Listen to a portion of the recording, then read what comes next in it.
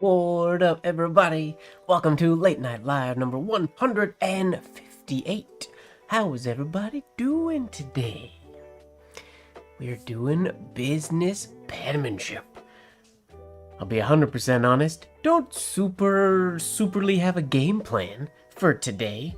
I just felt like doing some business penmanship, keeping it nice and chill, and we're just gonna sort of play it by ear. What's going on, Old Just Winnie? What up, Skeet? Hello, Z. What's up? Hello, Lene. Good bracket time of the day. Happy morning, evening, afternoon, whatever time it is for everybody out there in internet land. It's been a busy, intense day, my friends. So now is my, I just need to relax and breathe and do some writing. That is hot.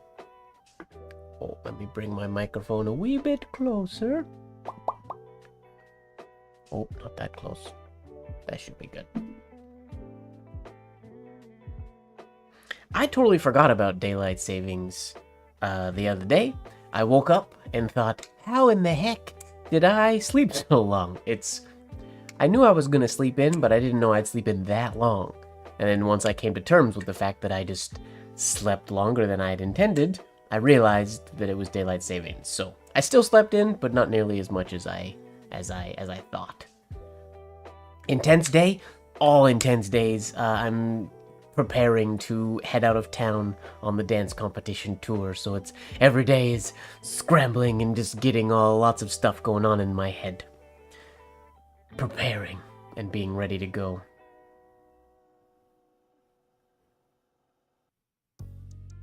Ooh, you want to know how I plan to pace my intensive? Well, that is a question. I don't know if that's a question that I can properly fully answer on the live stream. I'm quite excited for the intensive though. It's gonna be neat, because rarely do I get the opportunity to teach a class to people who I can establish everybody knows the basics. I don't have to go over basics. We can really get down to nitty gritty. The main thing I can say about the class right now is it's going to be highly sort of, I don't know if self-perpetual is the right word, but very sort of conversation-driven. It's not like a set like syllabus or course where I have to get through a certain number of things when we're in there. It's going to kind of be this, then that. And then if this question comes in, which leads us down this road and down this road, all of the roads digging deeper and deeper into traditional Spencerian. But yeah, not like a necessarily plan. It's not like one of my regular classes where I have A, B, C, D sections that I need to get through.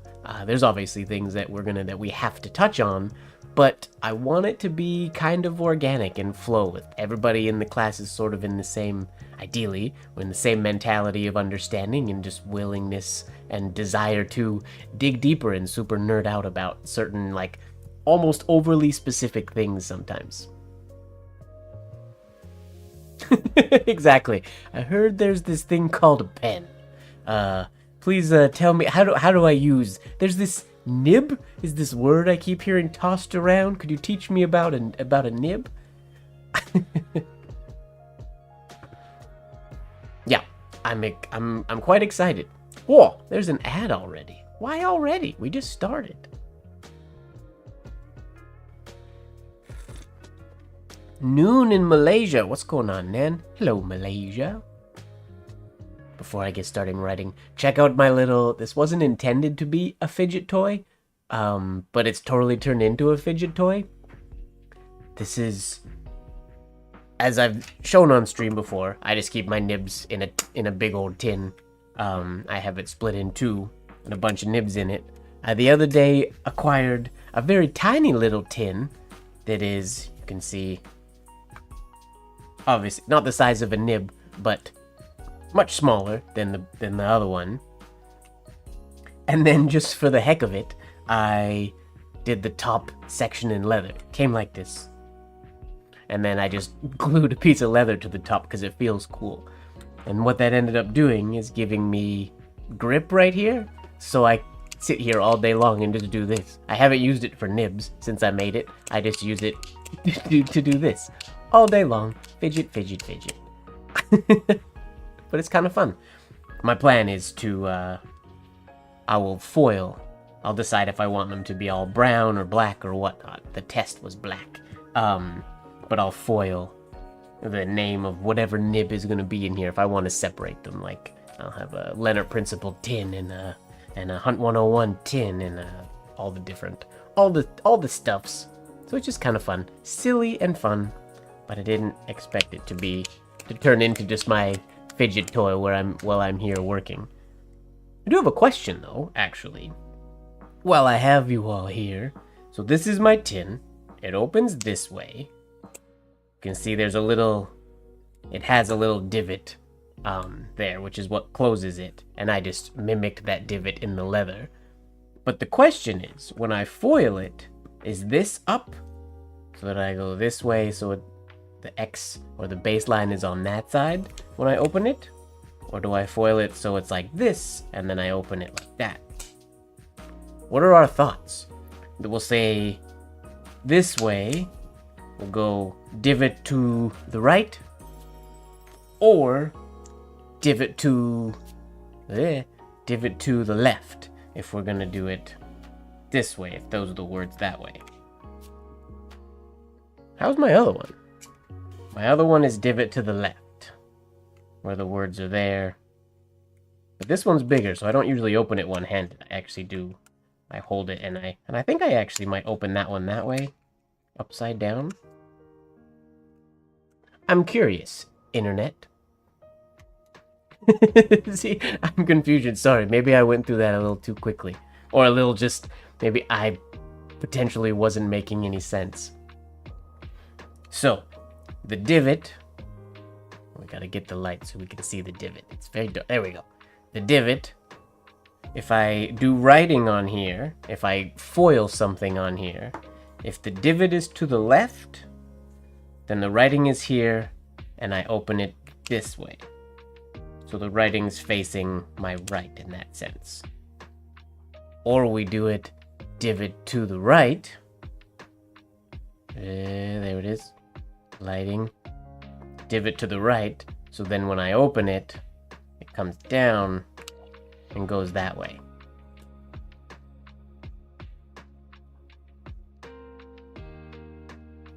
Skeet says on the bottom. Wait, are you on the bottom?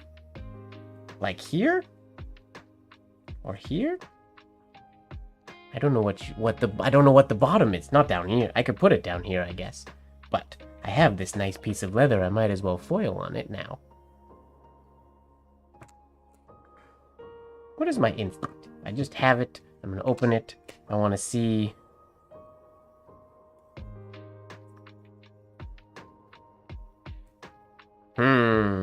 I don't know.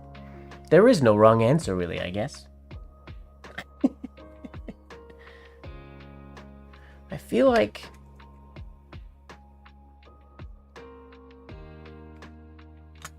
Could I foil the perimeter? I mean, I could, but that's a lot of really tiny foiling, I suppose. I was just going to put right in the middle, like, Leonard Principle, or LPEF. Simple.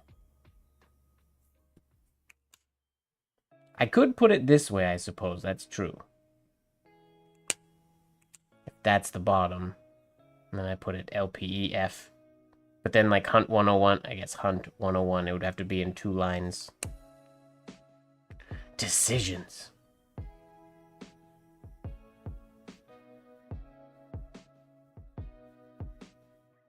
Two minutes behind. That's no good. Maybe I'll have to experiment. The good thing about gluing leather things onto stuff, I can always tear it off and try again. Because I have a lot of leather.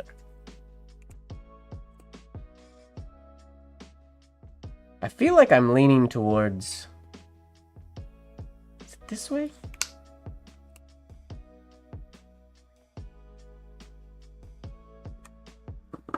Now I'm overthinking it. Overthinking it. We're gonna let that one marinate. Not an important question at all. Alright, let's get warmed up with some ovals. Like I said in the beginning, I don't have a super game plan today. I'm just keeping it chill. Anybody in the chat planning on joining my Mont Blanc class with, my movement writing class with Mont Blanc tomorrow? That's gonna be fun. Tomorrow morning, another reason why I'm keeping today chill, because I gotta teach in the morning.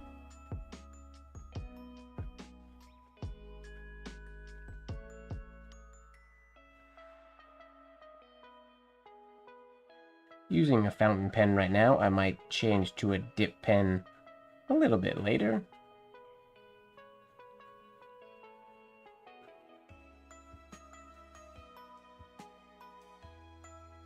But for now, we'll just do some ovals with a fountain pen. Oh, just Swinny, are you logged into 2 different accounts now? What's happening here? Hello, Louis and Anna. Welcome, welcome.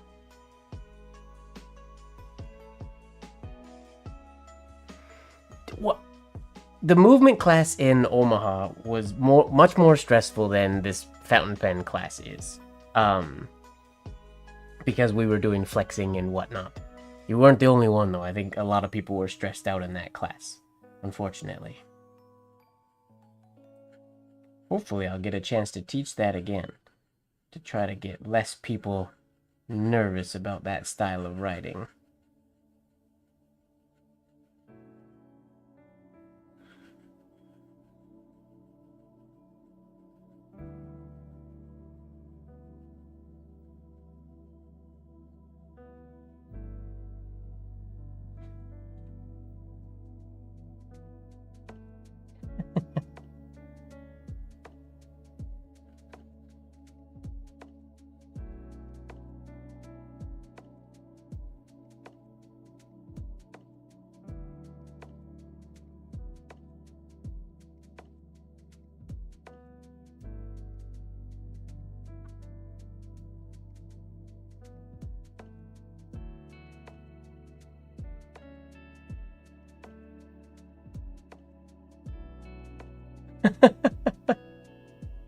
After doing a movement class?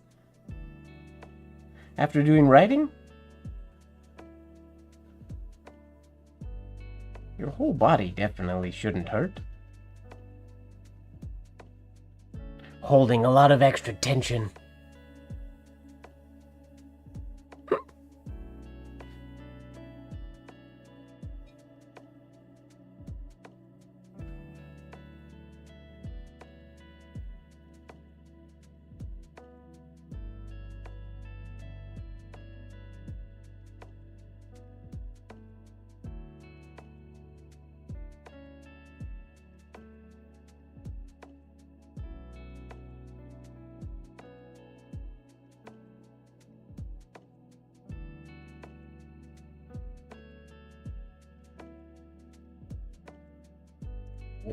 Not doing a very good job of keeping on my baseline here.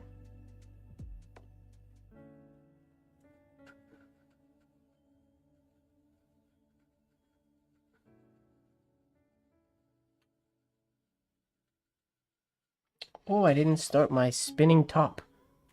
We moved it. It's gonna be, let me see if it's gonna be up here today. I don't know, is that even visible in the video? It's so dark back here. We'll spin it up there today. Not a whole lot of space in my face cam. I can make my face cam bigger, but then when Lurker James was here, he complains, so I can't do that anymore.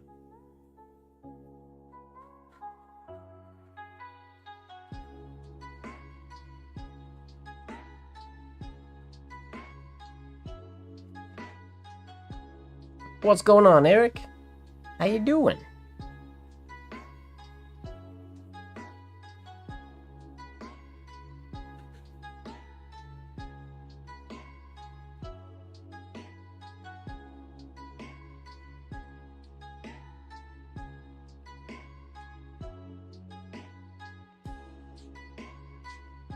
I have no idea where Lurker James is. I haven't seen him or talked to him in a long time. I should send him a message. He's basically no longer Lurker James. He doesn't lurk around anymore. Or he actually lurks and doesn't talk anymore. It's possible. He has been AWOL for a long time. Speaking of Lurker James and the lurkers, shout out to all the lurkers out there hanging out. Sup, Lurker Leon?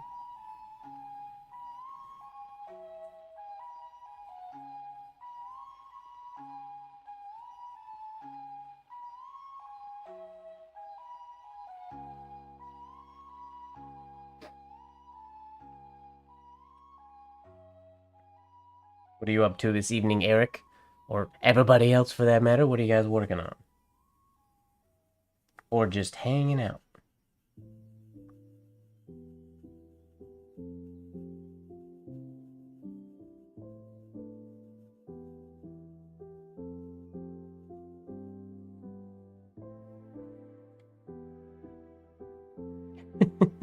Probably cooking, I would imagine.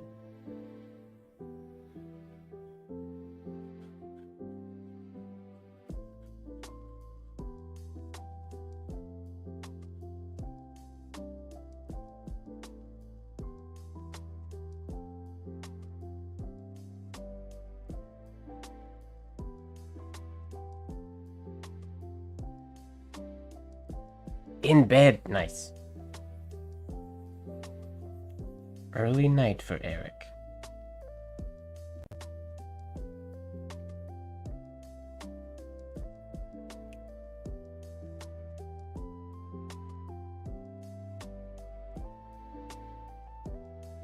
I think I want to work on first and foremost. Oh, let me zoom in a little bit more because business penmanship is tiny.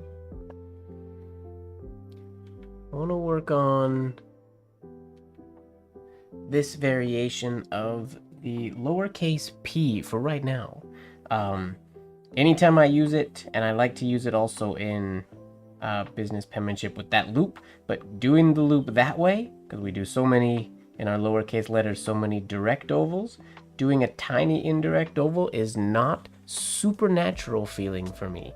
So I want to get a little smoother in doing that stroke right there, because like I said, in business penmanship I want to use it, but then I also really want to use it in ornamental penmanship as well, like so, because I'm not always a fan of doing the open P. But yeah, that little loop feels strange always. I always want to slow down there, but I can't slow down because that affects the look of it. So it ends up, well, when I don't slow down though, it ends up looking a little crazy.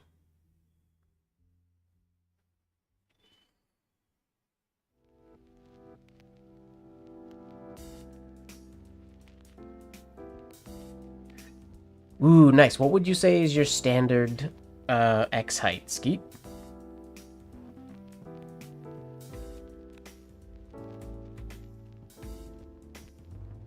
That is a good question, Z. I feel like Eric's list is very extensive. He's become the eBay guy.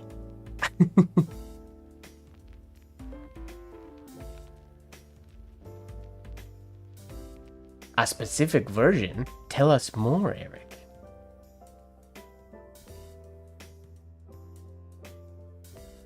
Why are you dreading New York, Z?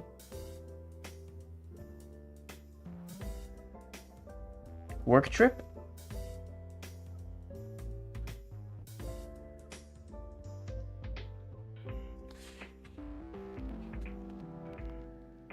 $3mm. That feels huge. What's that? That's like that? Is that 3mm? Oh no! I dropped my ruler on the floor. Can I reach it with my foot?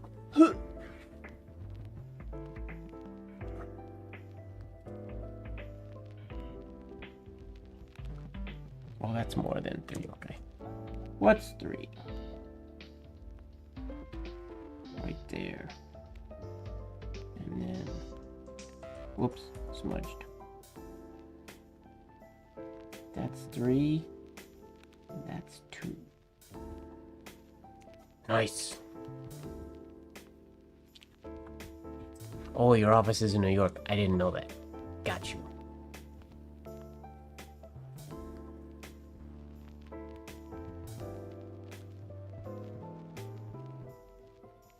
That makes sense, Lene. It's, especially back in the day, it's, you gotta have nice writing if you're gonna work places.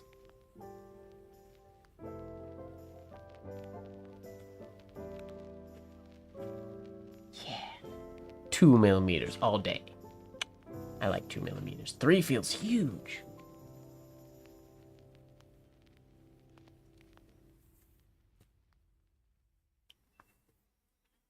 But writing larger is a great way to practice and ensure that you have a good idea of the forms and whatnot.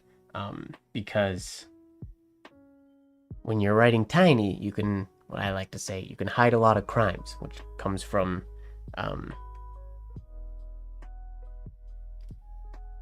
what's his name? Adam, the Mythbuster, named Adam. What is his last name? My brain is not working this evening.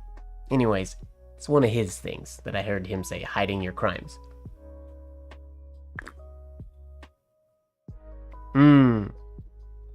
Eric, that's one that's on my list. Lessons in Practical Penmanship by H.P. Baronsmeyer. I would like that book. I'm sad I don't have it. I'm trying to remember if I've ever seen it, even for too much money. I don't know that I have.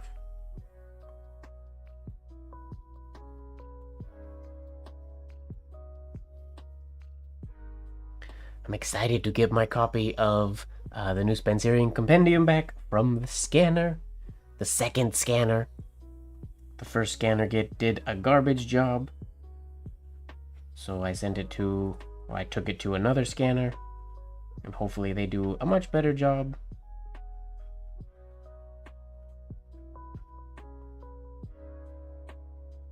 Fingers crossed. Are there secrets to writing small? Not really, unfortunately. I wish there were. I mean, if there are, people can tell me them. No, it's just getting used to the way the writing feels. Personally, I find writing small much easier, just because I feel like I have much more control when I write smaller. When I write large, I feel like there's so much more room for error.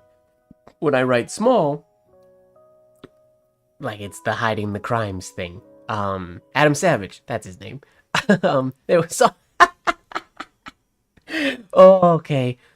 Fully, when Eric wrote Savage in there, I didn't read that as Adam's last name. I thought he said Savage to something that we said or something in the conversation. And then when I remembered it was Savage, I saw it and realized, oh, thank you, Eric, for giving me the answer. I apologize for not recognizing it sooner. Oh, come on, brain. Oy, oy, oy.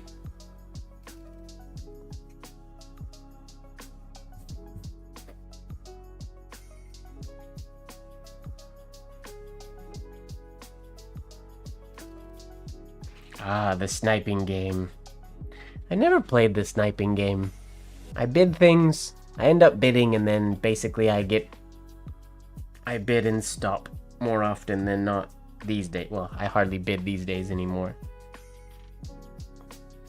People like Eric beat me to everything now.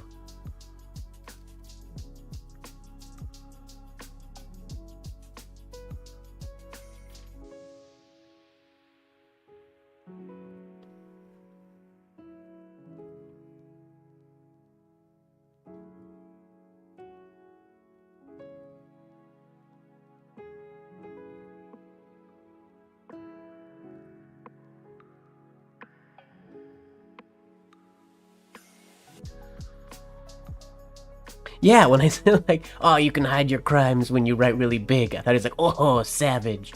That's what I thought he was saying. I'm glad I'm not alone in that. Oh, I almost dipped my fountain pen in iron gall. Don't do that. That's a bad idea.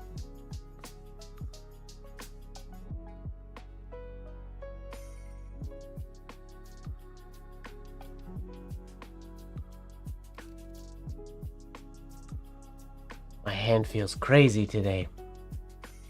I did have tea earlier. I'm drinking decaf now, but I had not decaf earlier today, which might show itself in this little writing session of ours.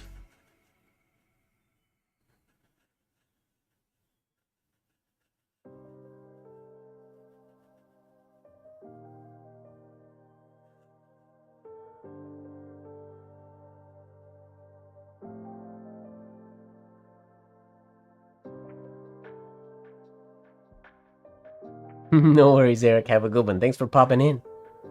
Good luck on your eBay journeys tomorrow. I know every day is a journey.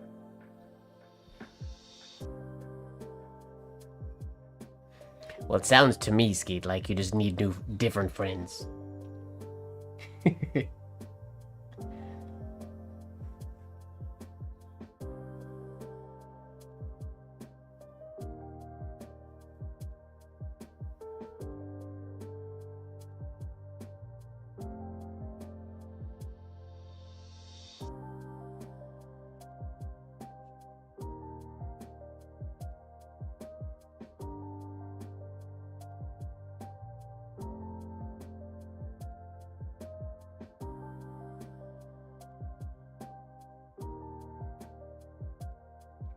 It's very easy for my lowercase letters to just slip into ornamental penmanship.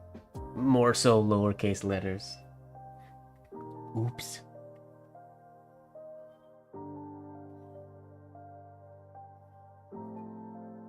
There we go.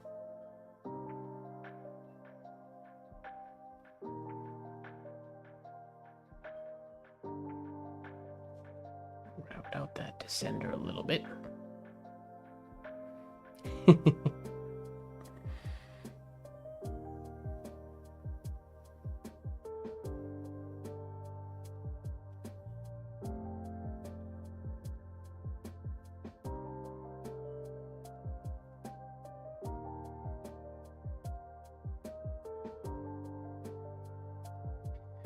What's the size that I endeavor to write? I guess if I was using a sheet of paper this size,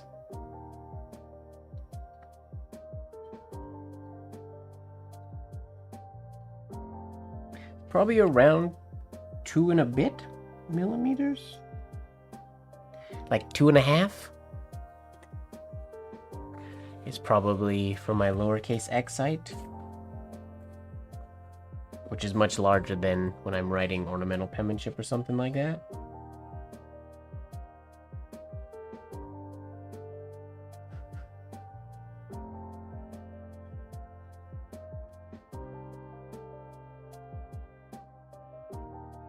Just not consistent.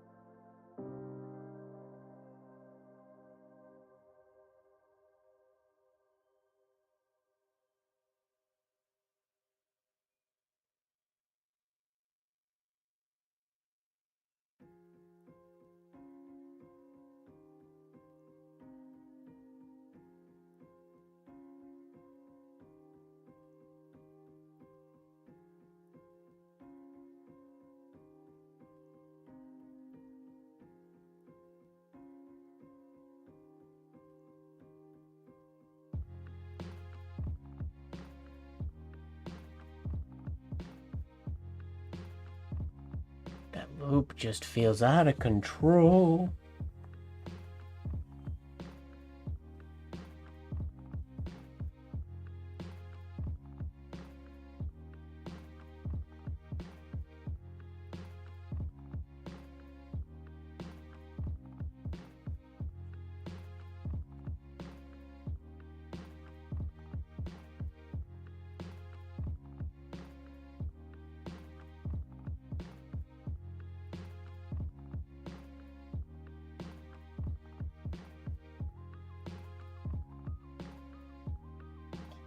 Keep wanting to dip. It's dangerous having an open jar of ink right there.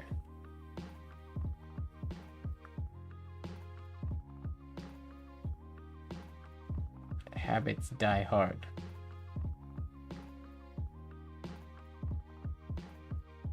Need to get rounder quicker.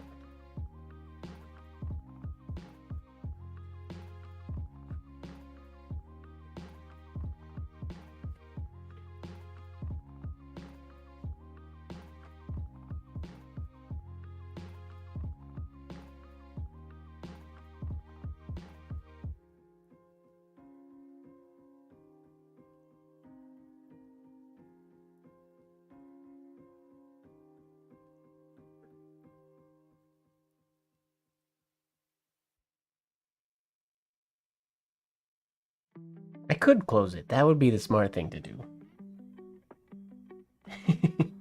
Am I gonna close it? Probably not. Hello, Lurker Lori. How's it going?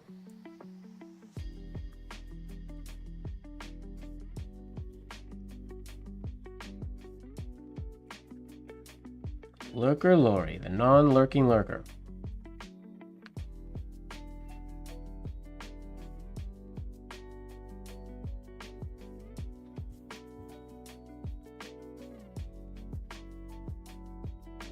There you go.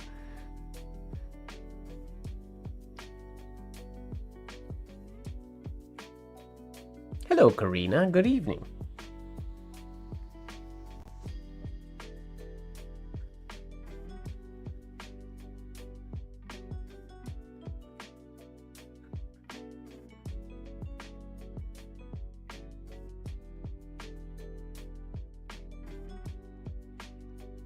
There we go.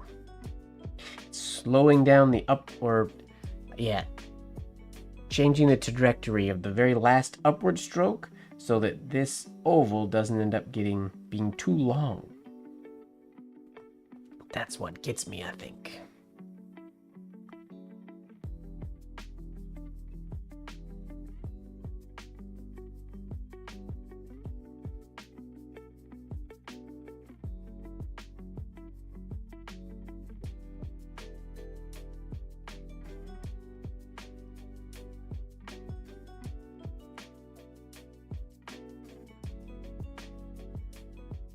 Hey, Jose, good to see you too.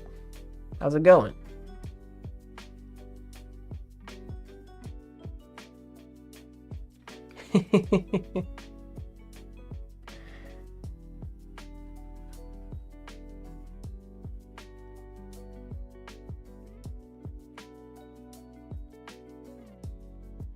Whoa. Halfway between a push-pull and an oval there. Oops.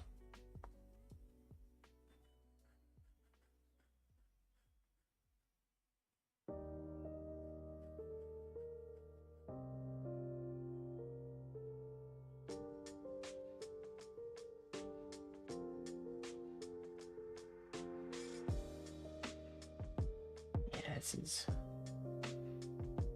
a little too long up down.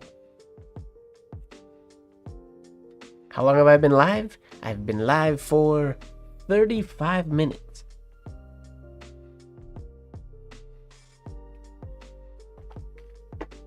Basically just started. I'm gonna change pens. Just for fun. We're gonna keep changing it up today. Or I'll do a rotation every 30 minutes.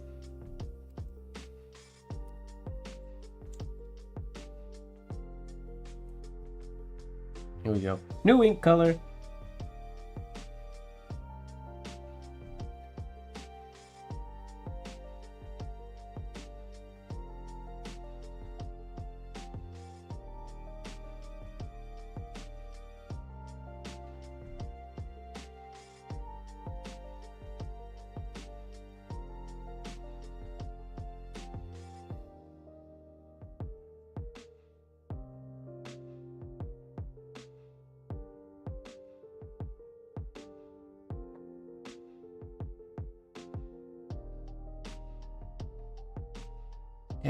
So we went onto the baseline, but that's more of the shape we want.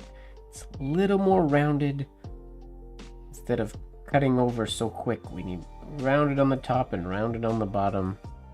That's more of the shape I want. Tomorrow, I won't be using that specific one. Tomorrow, I'll be using... this one.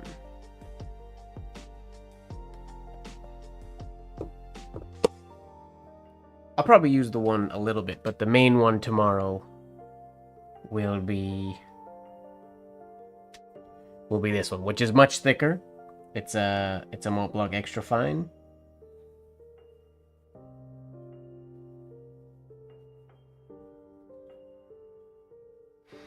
Much thicker than my custom ones, but this is the one that I'll use, which I do have to ink it up before, or I'll ink it up in the morning, because she's running a little low.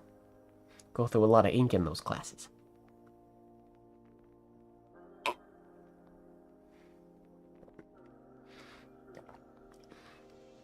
Usually, yeah, 52 would be the standard. Not something that was specifically measured a lot of the times. It's more so consistent, but 52, approximately 52 is I would say the standard.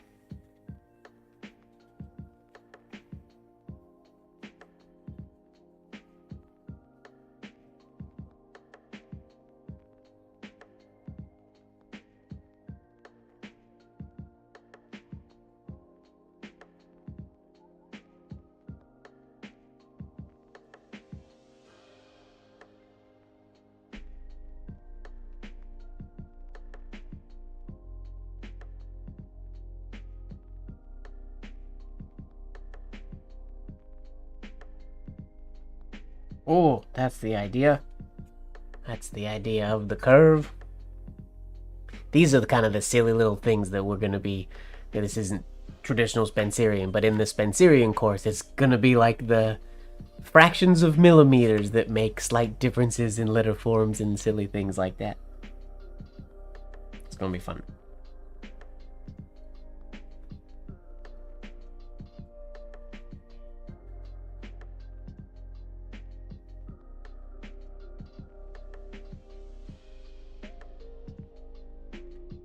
Anybody in the chat, or who in the chat is planning on attending the IAMPITH conference next year? Anybody?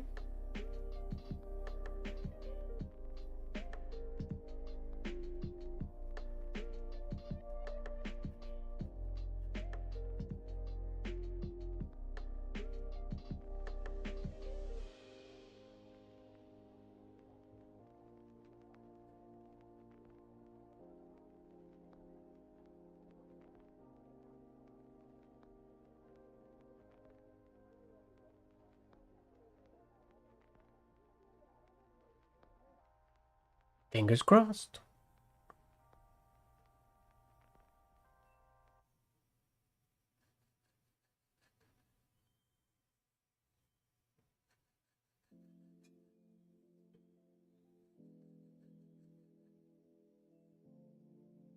Yay! Have you picked your classes already from the registration booklet, Lori?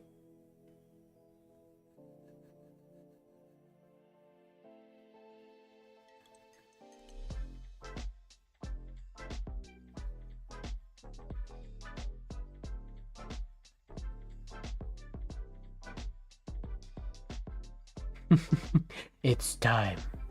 It is time. I feel like I want that to be said in Mufasa's voice. It is time. Get that. What was that? James Earl Jones? It is time.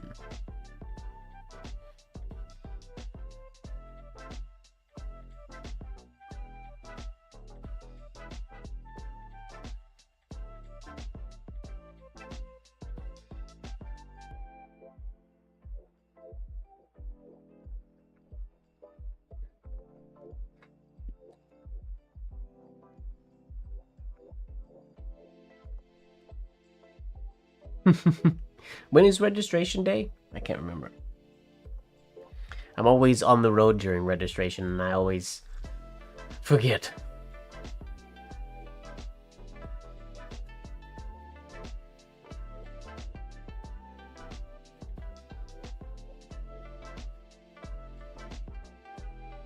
we go. Smaller loop, smaller loop.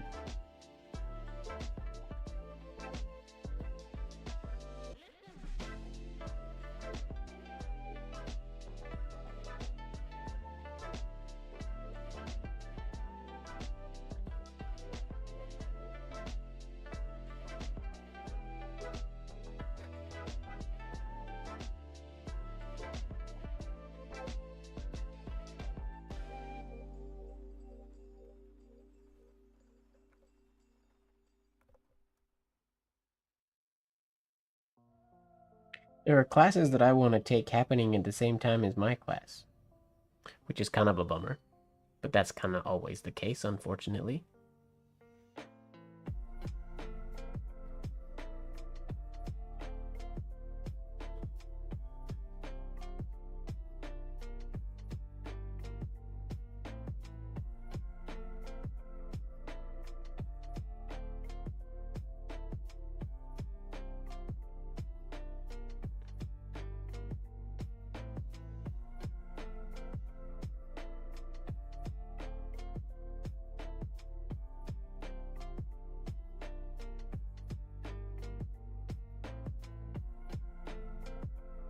Trying to not have a loop at the bottom.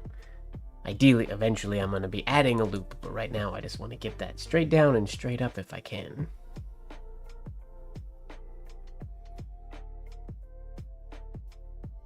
The only one there who couldn't write? I don't see how that's possible, Skeet. You practice penmanship all the time. There are plenty of people who are students, and we're all working through stuff at IAMPIT. Not everybody's a master penman. And you can write. I think you're being a little too hard on yourself.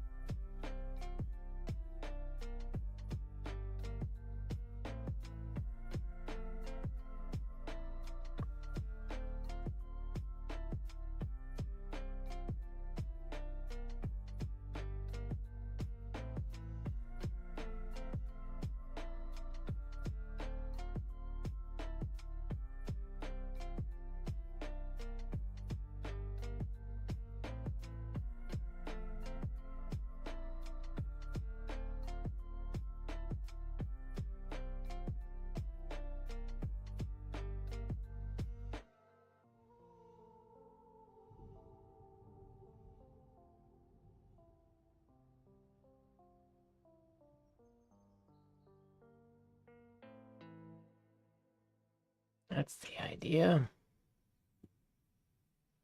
Yeah, IAMPIT is not about being a professional penman or being an incredible calligrapher. All ranges of skills and styles go and hang out and take classes. They're classes. We're there to get better and to practice and to jam out with other people who love it as much as we do. It's not about being good. It's about having fun and learning something.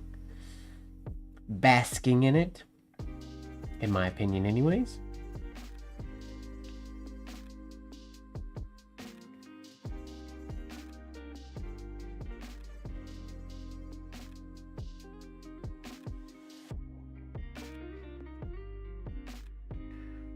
Pointy descender there.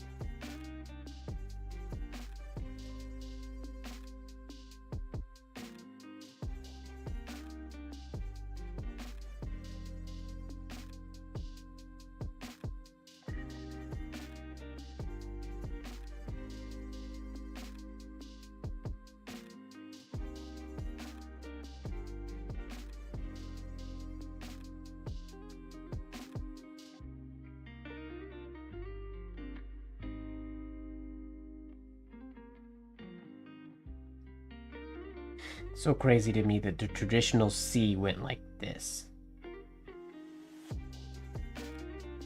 So hard to make that look good when it's small.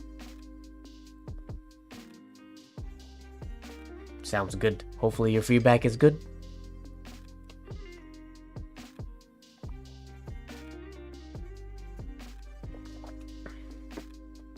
Well, Lene, that's how the baby dabblers dabble deeper.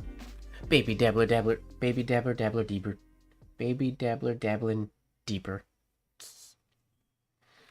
Or you don't have to dabble deeper. I am a huge fan of the saying, you don't have to be good at your hobbies. You can also just have a good time. It's not cheap, so I get that. But it's just a good time.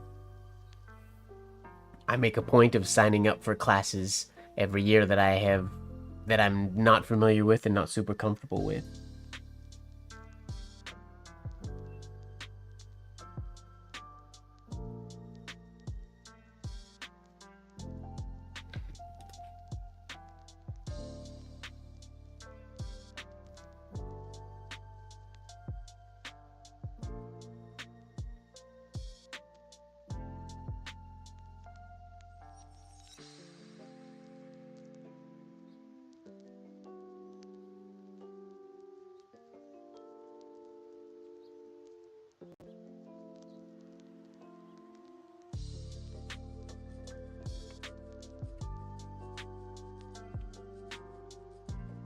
That's great.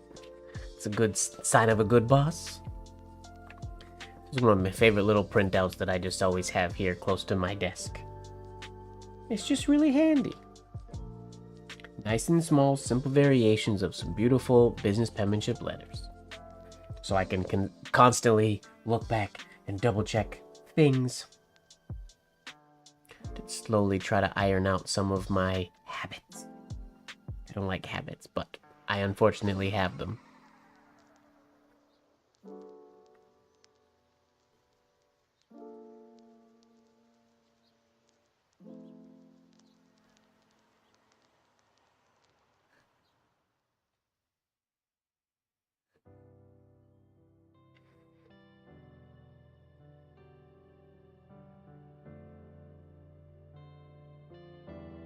I definitely don't know all things. I have dabbled in most things, but that doesn't mean that I'm super versed at them. I would say in life in general, I would say I'm one of those people who can do research and learn something. Like, as a completely unrelated example, take a Photoshop technique, like a Photoshop specific habit or a specific skill.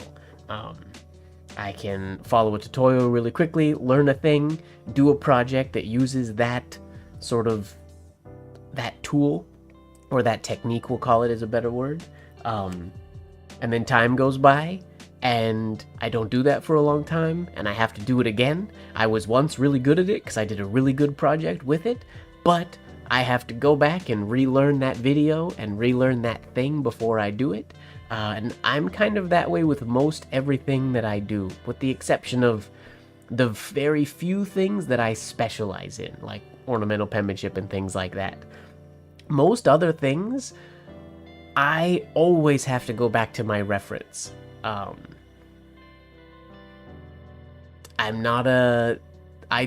specialize in a couple things, but I don't retain a lot of the things that I learn.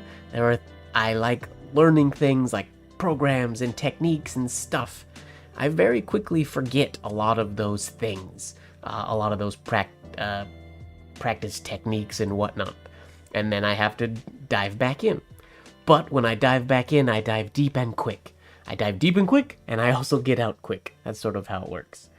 So specifically in like the penmanship and calligraphy world, I'm not very good at all at Roman capitals, Trajans. They are the thing that I want. They're the second from the top of things that I want to get really, really good at. So there's those. Then there's all of the gilding techniques. I've done all of them, but I would love to get better at them. All engrossing, better at that. anything to do with mixing, blending, smoothing gouache and whatnot, which is part of sort of engrossing stuff. That's a huge thing that I want to get better at, that I can do, but I'm not confident to just do it every time. I gotta have a separate sheet of paper and do a bunch of tests and experiments. Be like, cool, was it this technique, or this technique that worked better for me? I know all three of them, but I haven't done it enough to have the confidence to be like, yeah, I can rock this first try, no problem, let's do it. Like I would with something like ornamental penmanship or whatnot. I don't really think about it, I just kind of do it. But that's because I do it basically every day. Most other things, I don't do every day. I'm actually debating applying for the engrosser script intensive. Thinking about it, maybe. Haven't fully decided yet. But just diving deeper. I like diving deeper, so we'll see.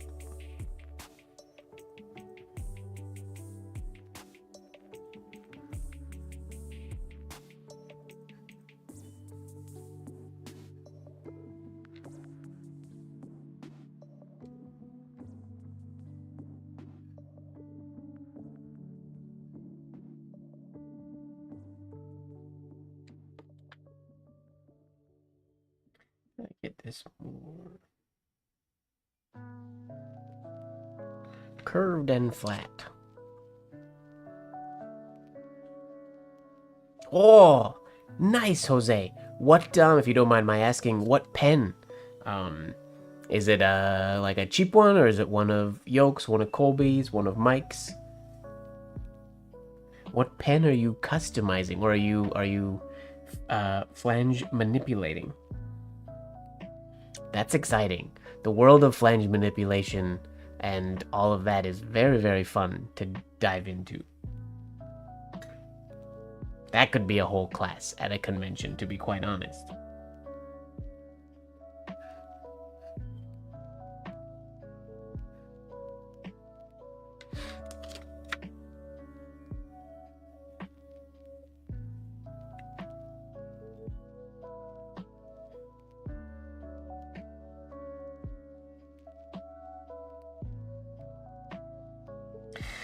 Similar issue. Actually, it's a good thing I was practicing my P the way I was doing it, because I also want to work on my capital B's and capital P's, and I do a very similar thing. If I draw one here, we have our entry curve, whether it's rounded or not on the bottom when I come up. When I'm going fast, I tend to dart out this way.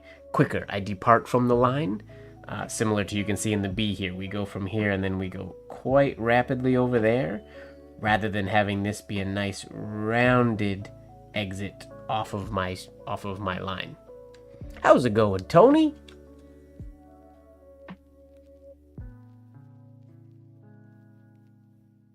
Oh, what did he think, Tony? I would assume he might think it's potentially too toothy. I'm curious, though. Do you like it?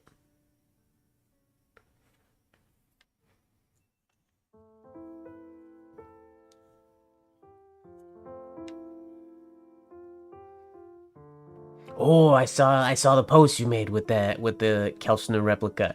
That's a nice replica. And it's cool that they're not, I mean, they're cost effective. They're not nearly as expensive as getting a wood carved one, which is great.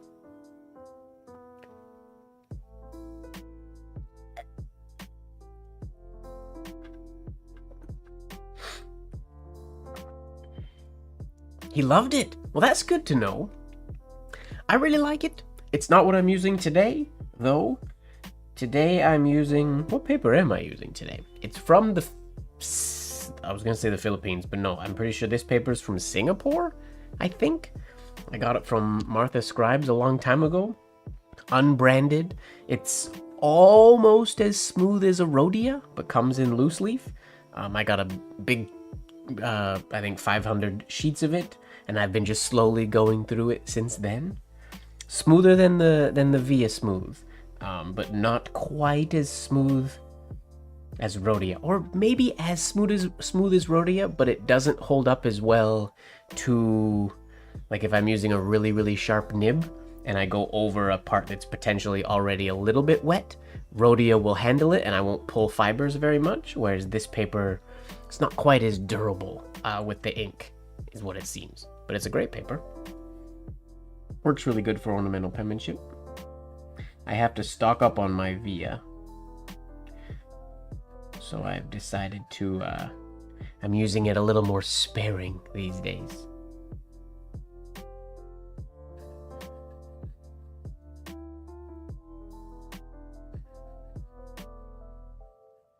What am I doing O's for? I'm supposed to be working on that B stroke. Up like so.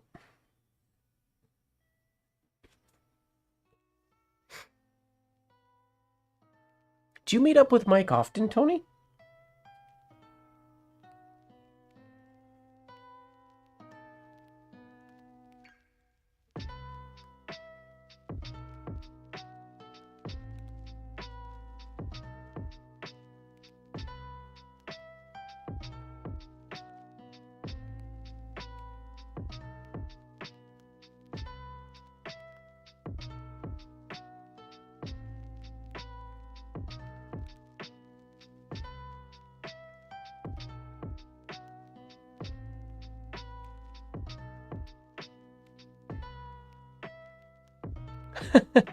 Blocked.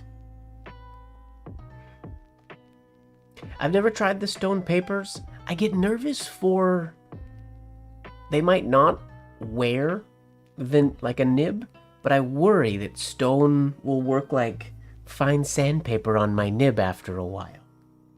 Won't be quite as forgiving as I mean, paper will, but I feel like stone paper would be, even if it feels smooth, I feel like it might do damage, for lack of a better word.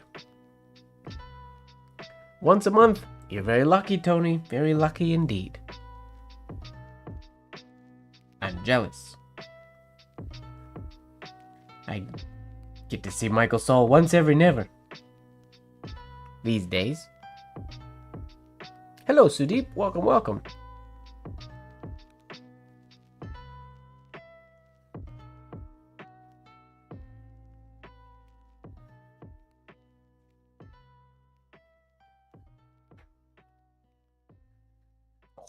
My hand is all over the place today, I'm not gonna lie.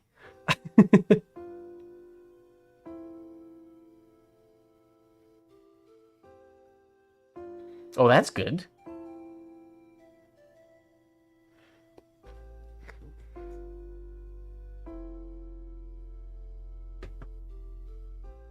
He does have a way of talking about letter forms that make them feel a different way.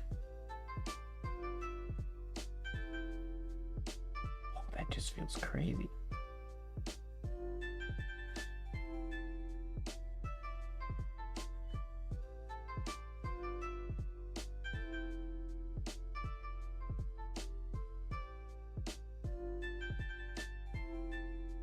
Out of sheer curiosity, we're gonna check out a book. As I'm practicing here, I end up sort of making up my own drills. A lot of these drills aren't really made up by me, but I just kind of turn the motions into other drills. But specifically, there's probably drills in these books. So let's see first what Zayner has to say on the topic. I know his B is slightly different than this one, I think, but...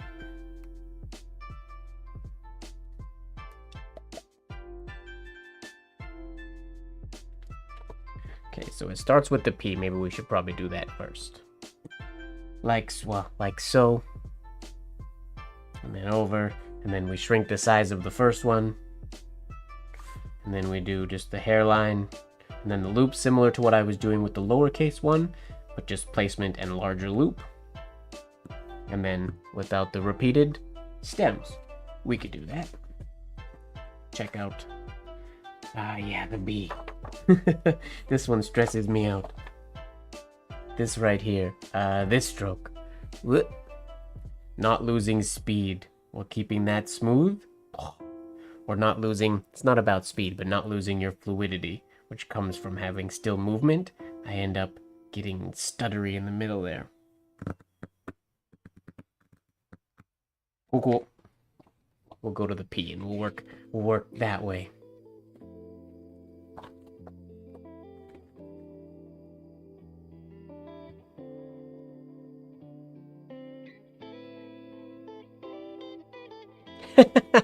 That's awesome, Jose. I'm not gonna lie. I've never done it. I've never been in a situation to do it. But there's a part deep down in me that would love to be at an art store and then be going through calligraphy supplies with people and then mention or have the people at the store like, oh yeah, I'm in that book. A book that they sell. It's just cool. It's just a super nerd flex, but take what I can get. Let's go. We're gonna go dip pen for a little bit. I'm gonna go. Usually I do just business penmanship with an oblique holder, but we're gonna go straight holder today. It's actually a vintage fountain pen. I think I've shown this on stream before. It's a vintage fountain pen, black hard rubber or chased black hard rubber, but the inside was removed and a metal flange, a metal straight holder flange fit perfectly inside. So it's in there now. This was a gift to me by my good friend Eric Orozco. I can't remember the name of the shop where he got it. It was don't quote me on this story, but I believe it was an old fountain pen shop, and the people who owned its kids were running it. So they had a lot of new old stock fountain pens, but there wasn't the market for the pens that there once was. So they converted them into these dip pens, which is kind of neat. I did not do this to the pen. This was done by people who own a shop, and I've just acquired this pen as a gift. But it's pretty cool. I like that it has a lid. I like that it feels really good. I mean, it really works, and it's no different than a standard straight dip holder. But it's just kind of neat that it was a fountain pen once upon a time.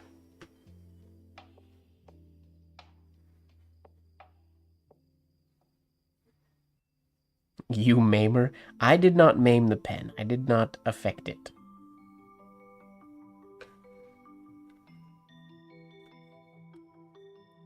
Clutching pearls? I don't know this expression.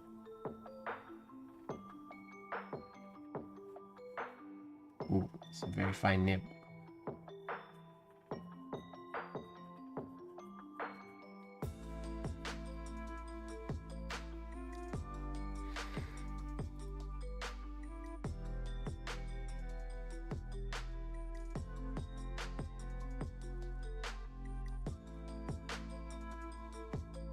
What is going on with this nib? Why is it not writing right off? It's unhappy. Let's check it out. I think this is a new nib. I don't even think it's been sharpened or anything.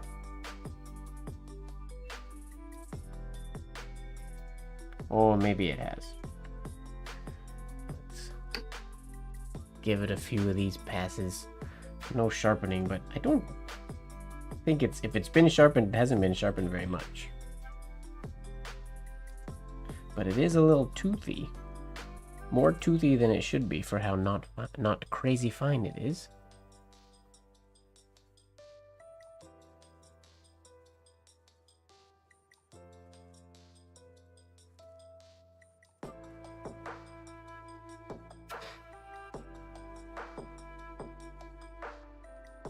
See if that did the trick.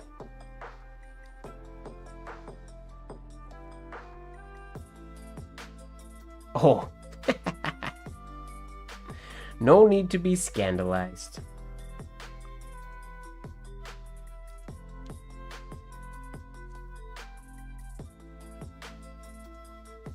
It wasn't a popular or a famous name brand pen. It was an off-brand, to my knowledge, because it's not marked with anything. Could have been made in the same factory as a like a Waterman or a Swan or something, but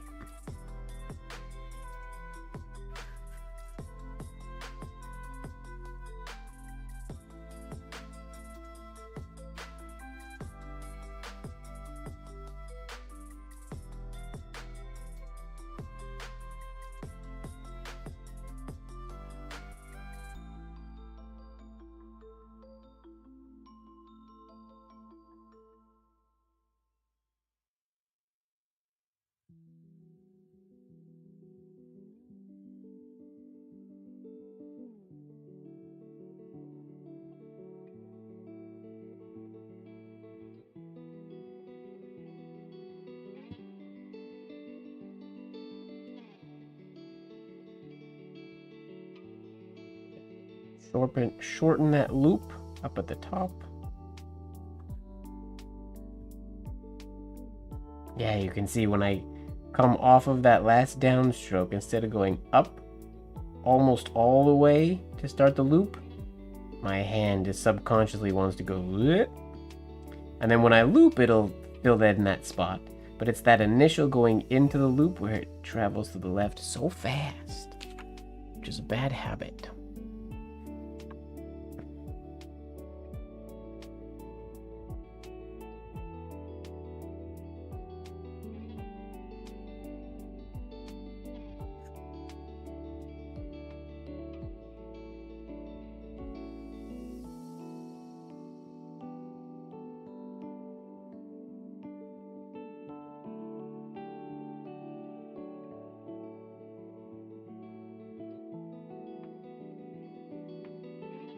I love that my fountain pens are all fine enough that I kind of prefer them when I'm doing this type of practice, where I never used to. It used to always be dip pen or nothing. But I really like my really fine fountain pens now.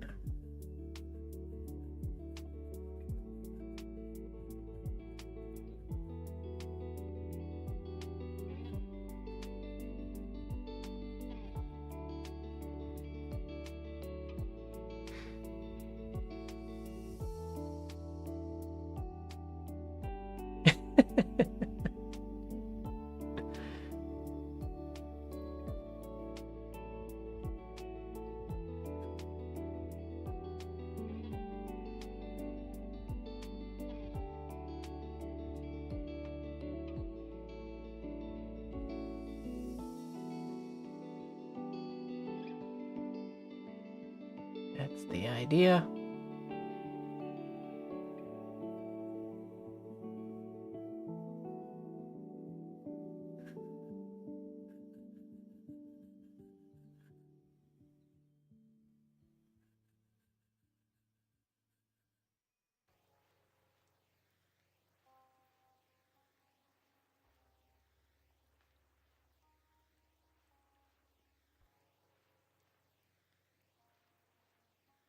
When do they do? Is that 6?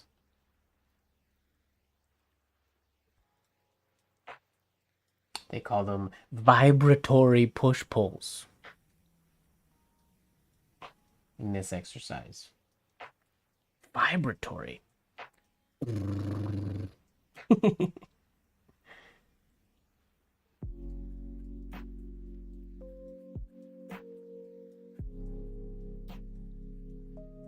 Don't know exactly what that means. Faster? I don't think I want to go any faster.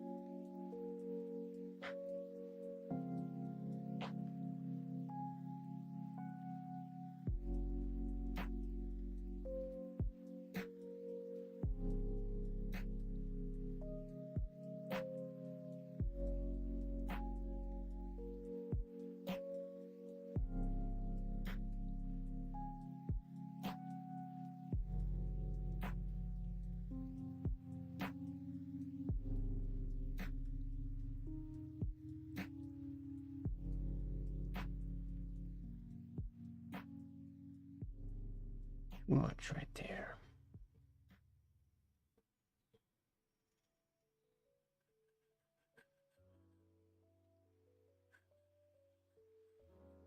I feel like when I actually start getting into a practice zone, it's not as exciting for a stream, so I'll apologize about that today. It's probably not the most exciting stream to be watching. Hopefully you're all practicing and doing other things to occupy yourself if this is not entertaining enough.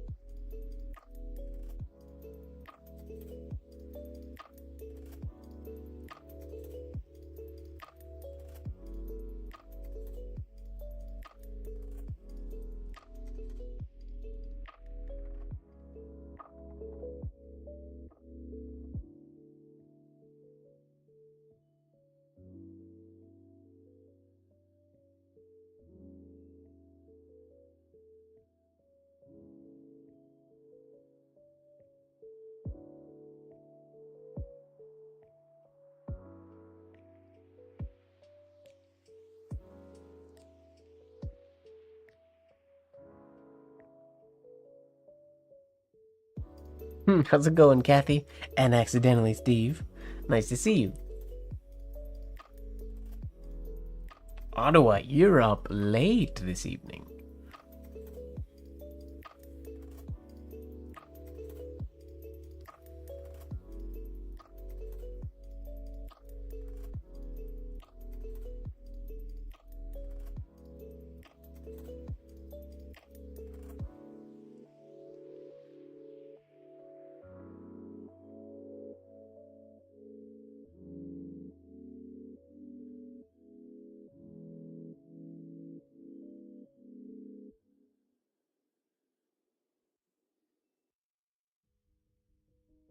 Stuff.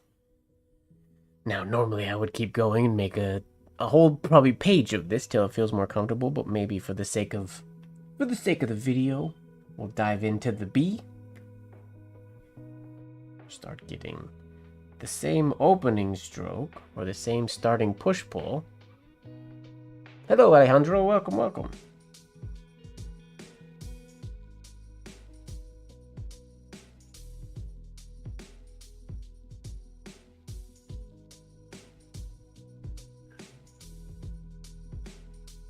So we go from here. Gotta make that.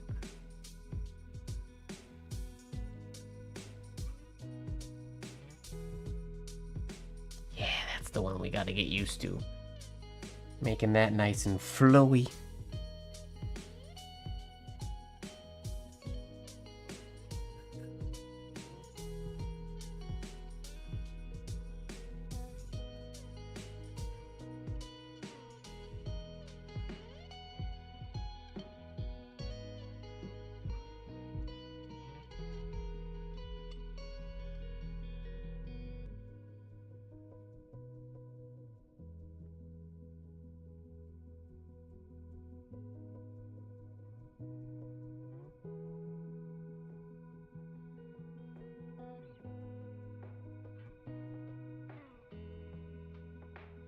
We're having the same issue right there. Gotta make the top fuller.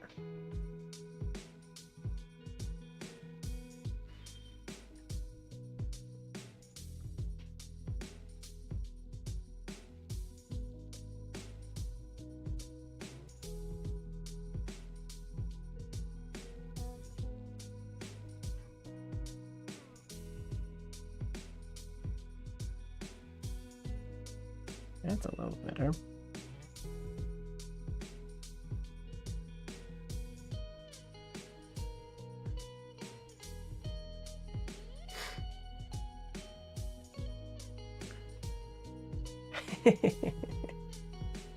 Other people's children.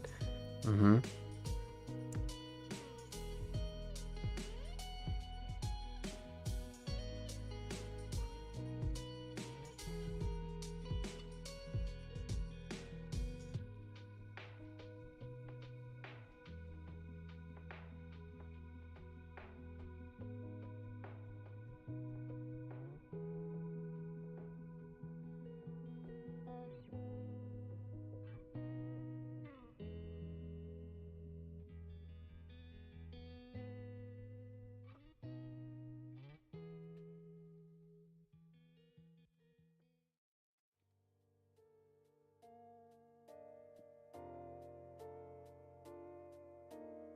All doing different things. Skeet's working on writing smaller.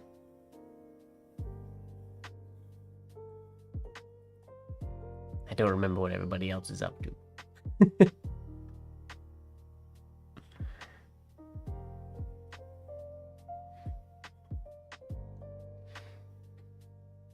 Everybody's working on their submission for the intensive Spencerian class at IAMPIT this year.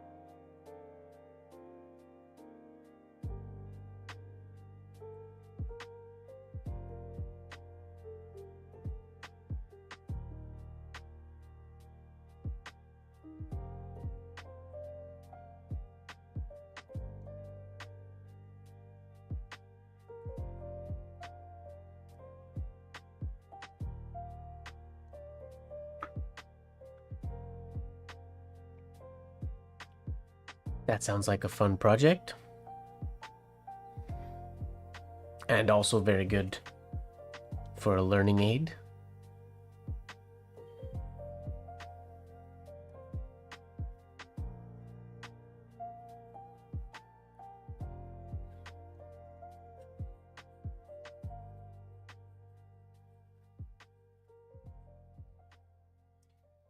I'm getting these, they're not the shape that I want them.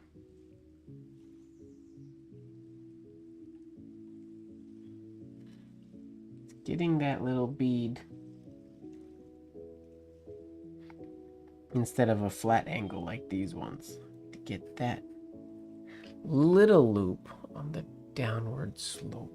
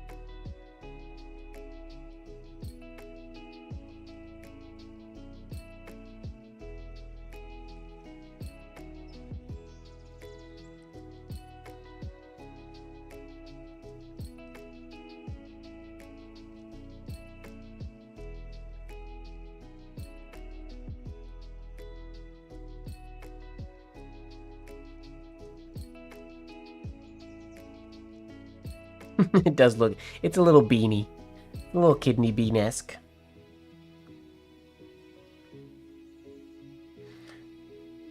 What it genuinely reminds me of, when people study animation and you're learning about how things like twist and bend and pull and whatnot, there's always this exercise that I guess animators do, artists learn when they're in school, where they draw a pillow. So the pillow is just like a... I never went to animation school, so don't expect this to be good, but they just basically draw this little pillow. Like so, just, or like a little sack of flour type of thing. And then they draw it like bent over. So it would have the bottom, and then sort of the top. And how it like bends and squishes and then stretches and pulls. And I've seen them in so many books, and they have so much character, just this pillow that bends around. But that's sort of what this reminds me of, is the scrunched over pillow that animation students learn. That's a horrible example. That was not good artist Mike coming out right there.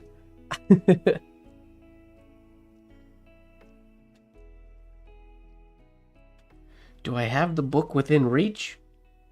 I'm actually gonna see if I can find it real quick. Yeah, it's like the carpet. All that with the tassels and the twisting and the bending. Those are all the carpet's movements are virtually that same basic animation exercise. Give me 1 second. I want to see if I can find this in the Mike Ward library.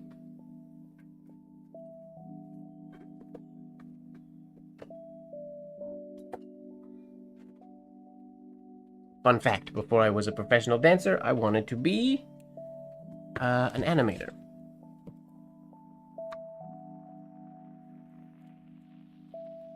Come on, show me a pillow. There's gotta be one in here somewhere, that little exercise.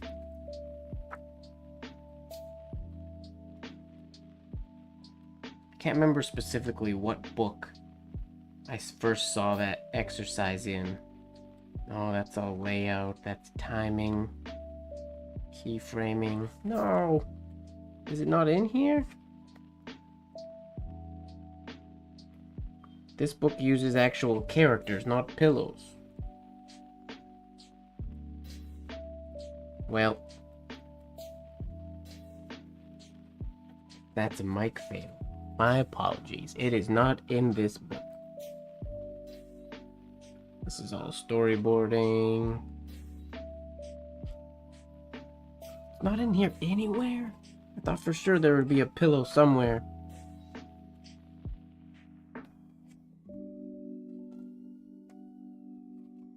Nope. This book has let me down. Never mind. Pretend I never said anything.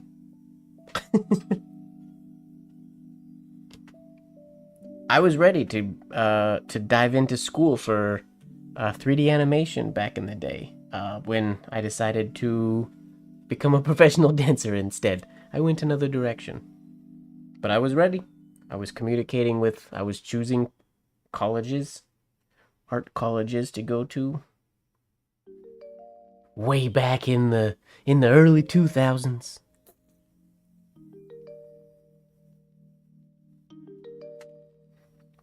Actually, very much the early 2000s. I graduated in 2001. All right. Grab a new sheet of paper.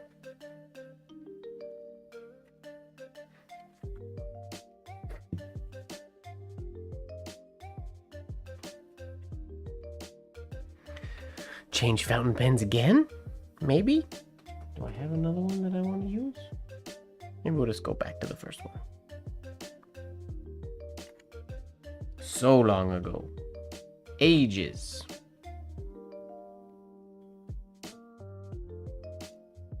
Actually, what ink is in this pen? This nib might not be wet.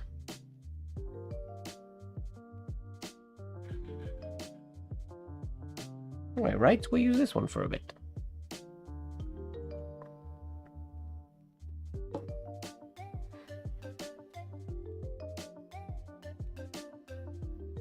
'87, nice. I was a 2001 kid. From high school.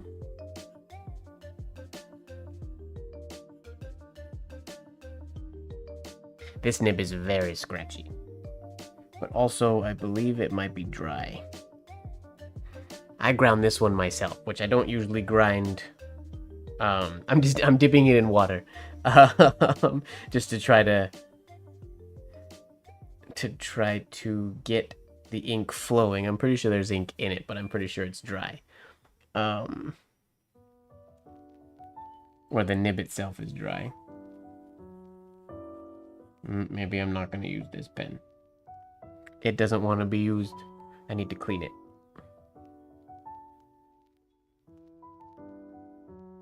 There's ink coming through. Are you going to write for me?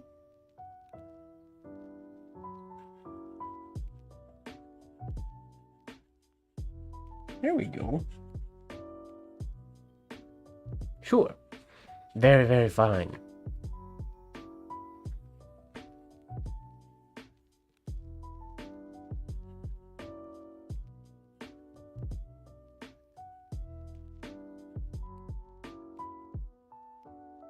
Okay, that's too horizontal. We need that to be downward slope.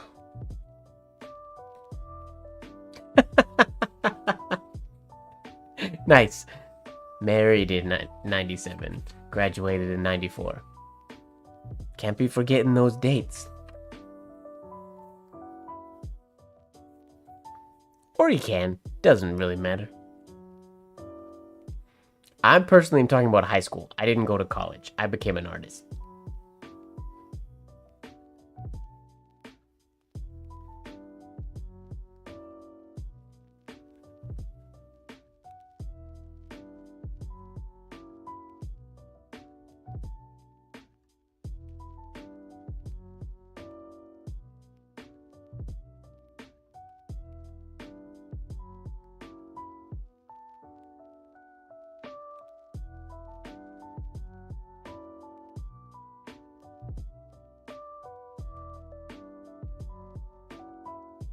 Ah, 87. Nice.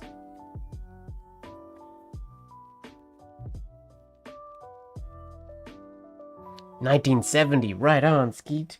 Rock on.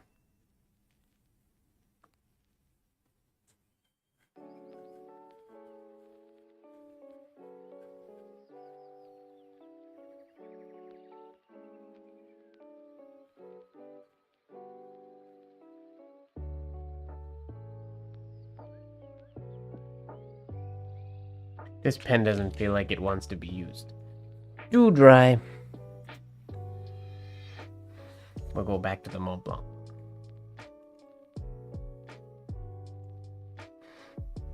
I think there's just some dry ink in the feet of that other one. And that nib is too scratchy to use nicely when it's not well lubricated.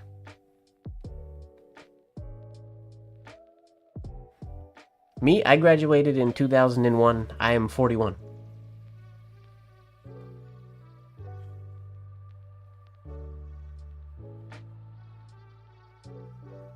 Not 43, not quite yet.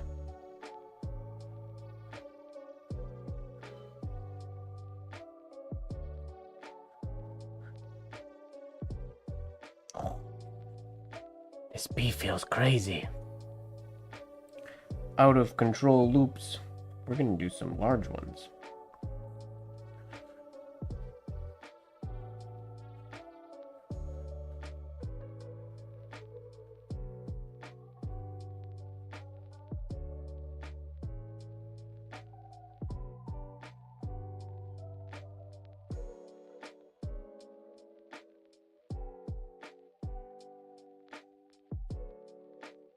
You're thinking I'm so old. That's not very nice. I'm not that old.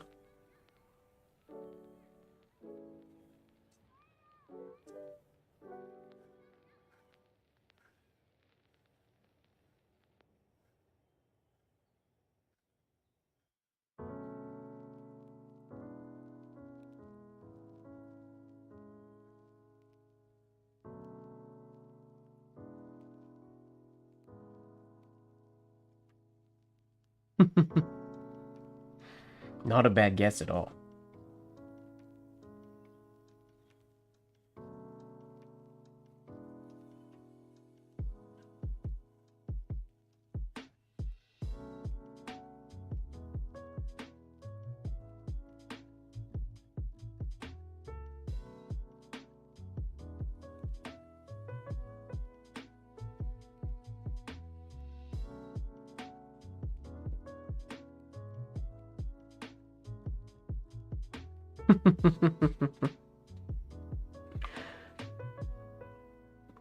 I do love me some evening hot chocolate. That is very true.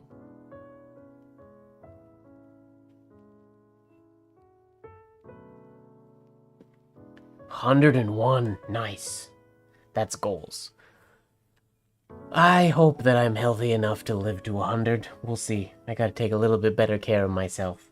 I would like to be a centenarian one day, just because it'd be cool to have the title.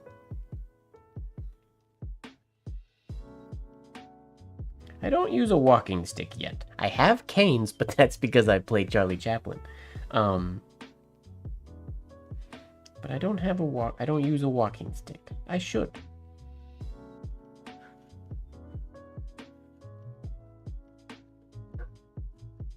I feel like I would feel very Lucius Malfoy if I used a cane.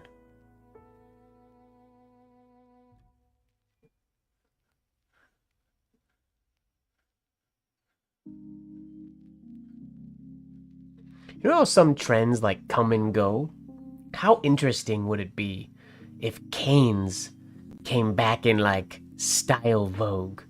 Like if cool kids just started having canes and walking with canes, not because they needed them, but for style, like gentlemen did back in the day.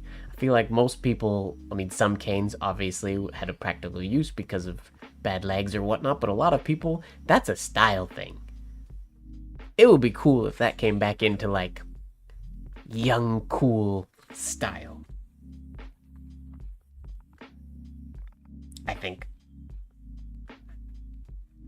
I can dream anyways.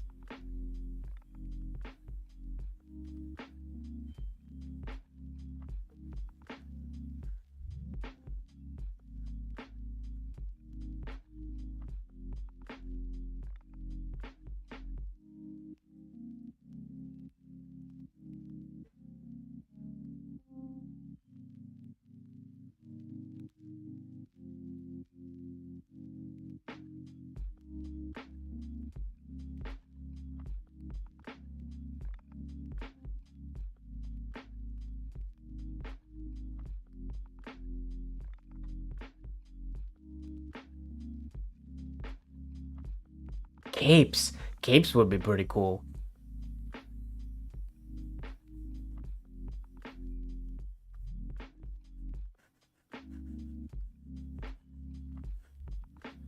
Whoa.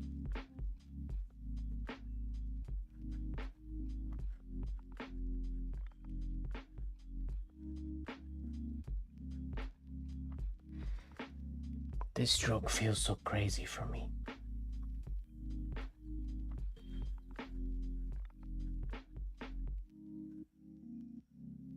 There, somebody asked earlier, things that I don't feel super comfortable with.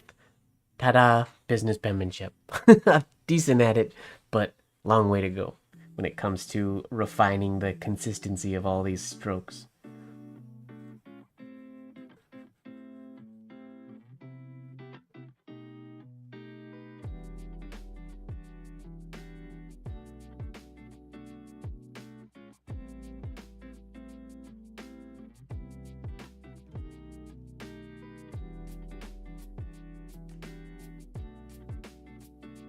Oh, another ad time.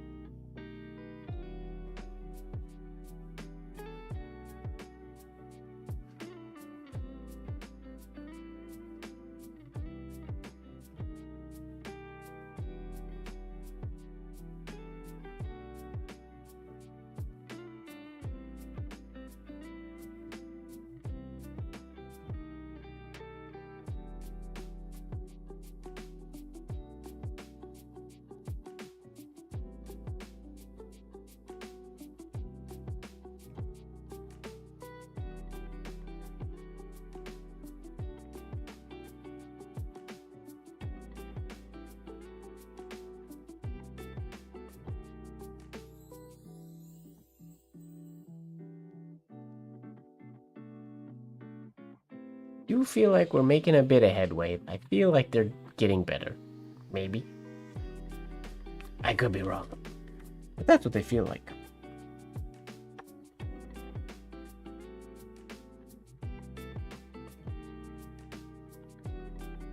Oh, now it looks like... What do we do after we do? Yikes. We're gonna stick to a few more of these.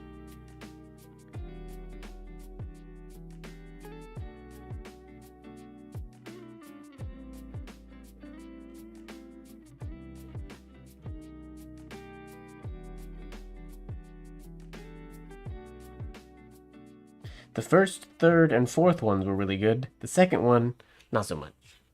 The second one I found is always the worst, for some reason. In today's session.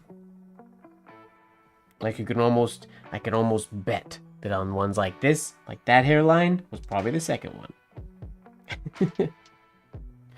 This one, that hairline, probably the second one. Maybe.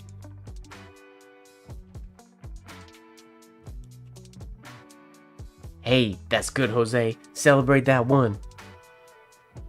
Oh, you got an ad. Never mind. I thought you were meaning a letter form. You don't have to celebrate the ad. Never mind. Some people get them, I guess. Some people don't. Algorithms are indeed weird.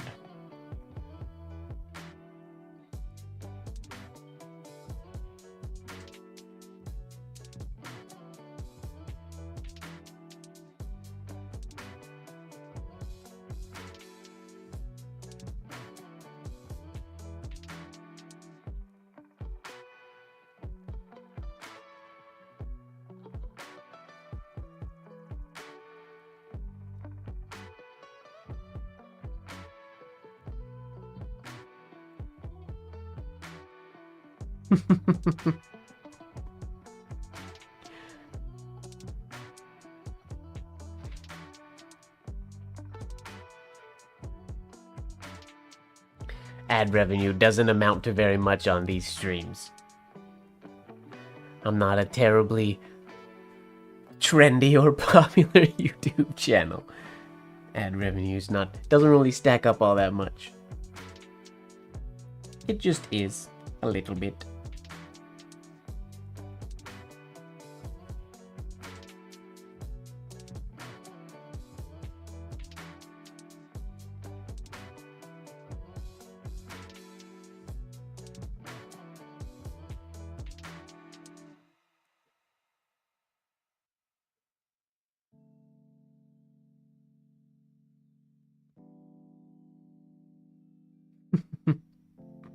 trendy in our little niche community.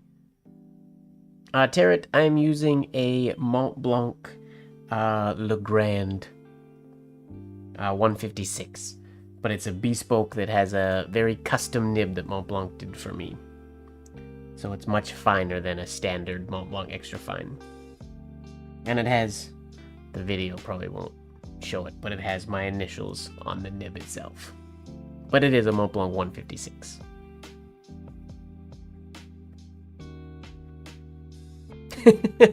This is true.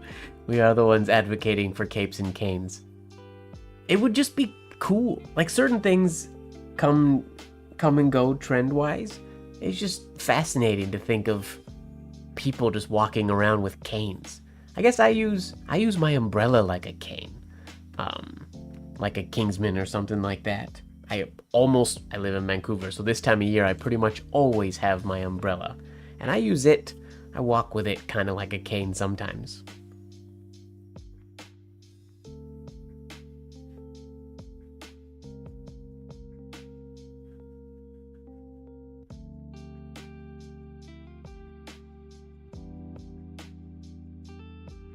I'm looking forward to summertime. Come summer, June, starting in June, I'll have time to dedicate a lot more energy specifically to the whole penmanship community world, the Discord, the Creatrium, the YouTube channel, all that jazz. I'm very swamped in life at the moment until come June. But as of June, I'm very much looking forward to pouring some more energy into this channel, outside of the live videos and just other stuff as well.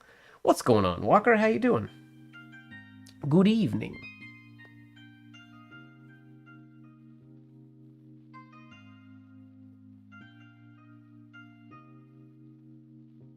Amazing. So you haven't told me. So did he took out the mugger with his umbrella?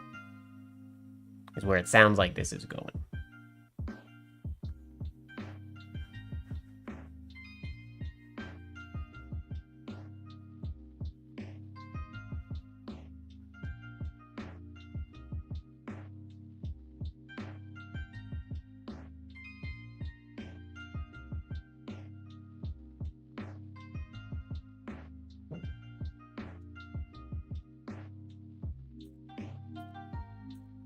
I am teaching at conference this year, yep.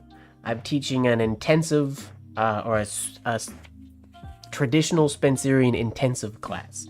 So it's a much smaller class. Students have to submit a sample of work to be essentially judged, not marked, but just judged. And then you either get in or you don't get in. But the main reason for the application is just because the class is much smaller. And then we're just basically nerding out and going, a little bit deeper into analyzing and nerding out. Yeah, I'm teaching the Spencerian one.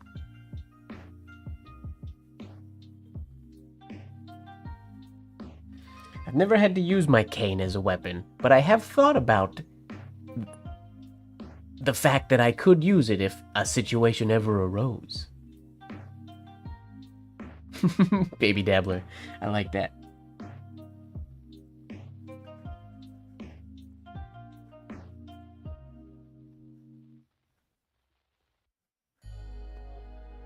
I feel like, I want to do an experiment real quick. If I turn my page more,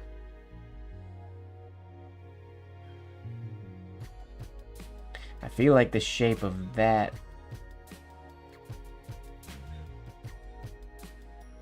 comes out of my pen so much nicer when my paper is angled more. But I don't know that I always want to write at that angle. It feels very steep.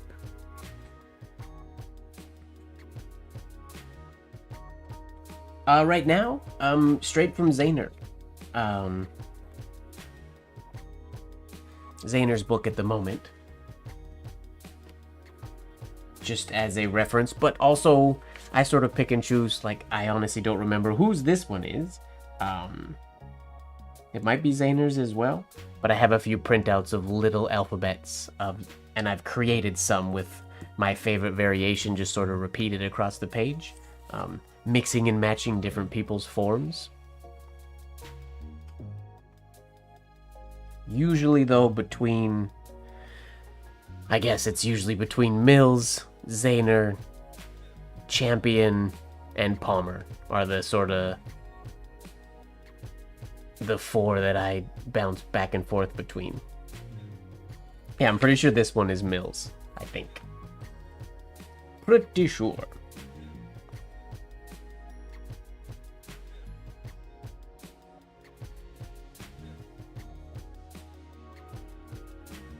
Self-defense hat pins. Nice.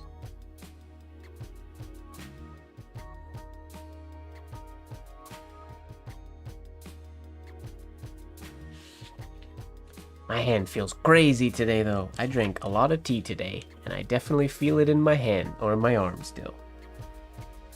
Not this tea. This tea's decaf, but not the tea I was drinking earlier today.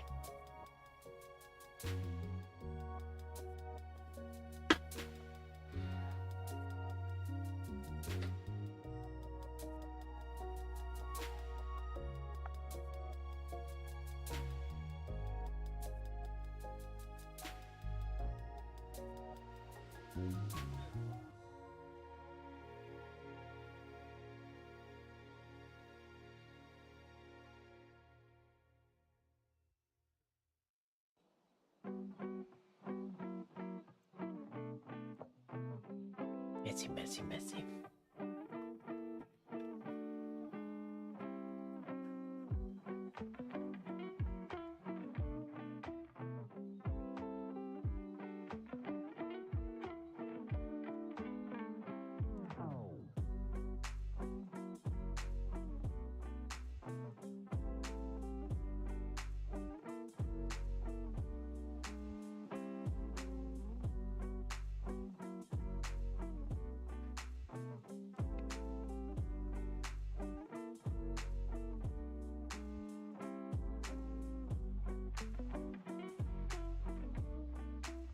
And hot chocolate.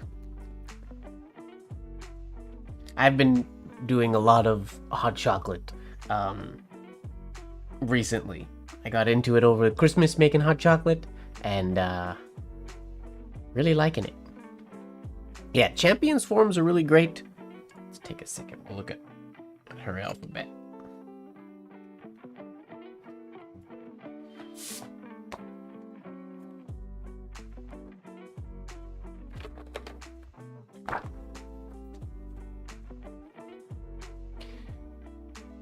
I like the,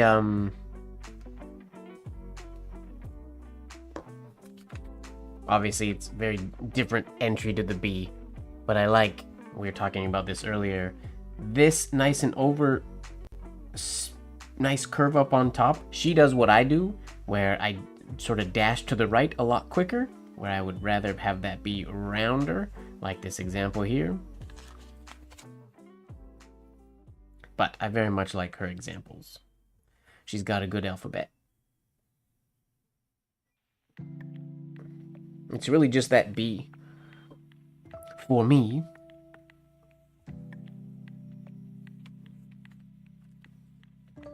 Yep.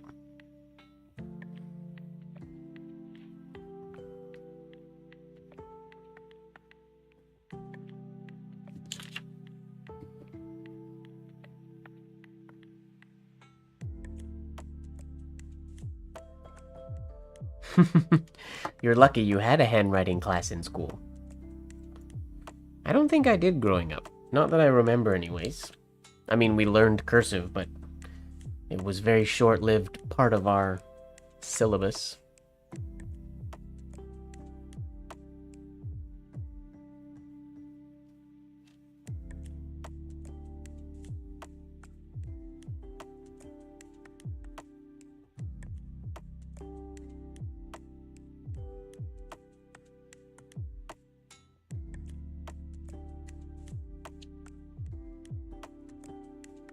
A little too big now.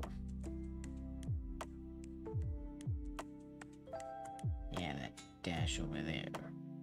Round it out.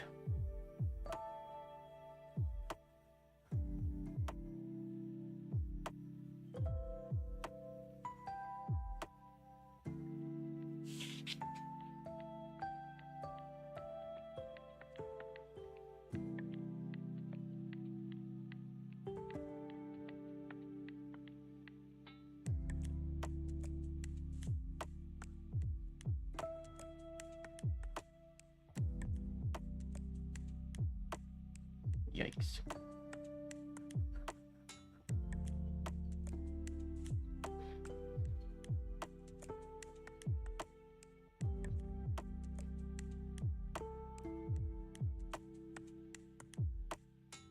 Yeah, some of the Mills examples, like in his book, I'm not a huge example of some of the capitals he uses in his book, if I'm being 100% honest. I like his training, and I love the book, obviously, but that's why I like to really, like, pick and choose. Oh no, don't dip. Almost dipped. Bad habit.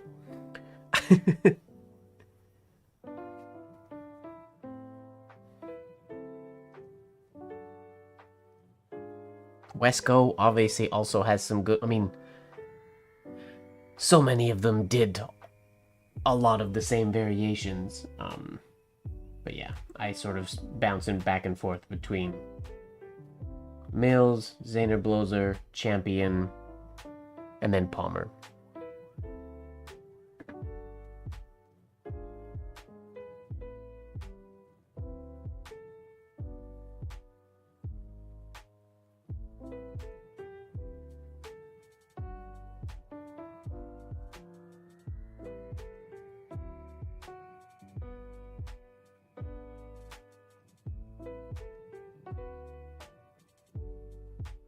That's a little better. True.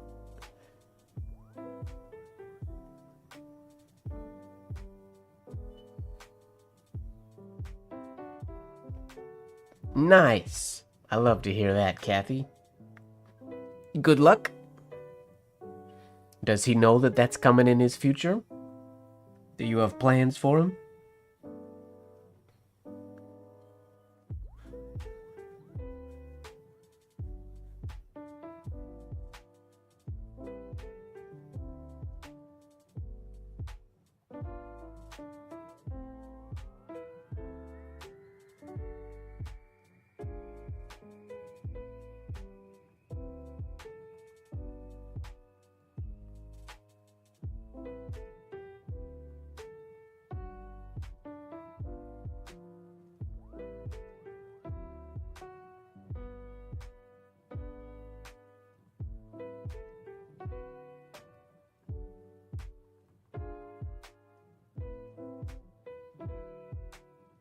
Yikes. Yikes, yikes, yikes.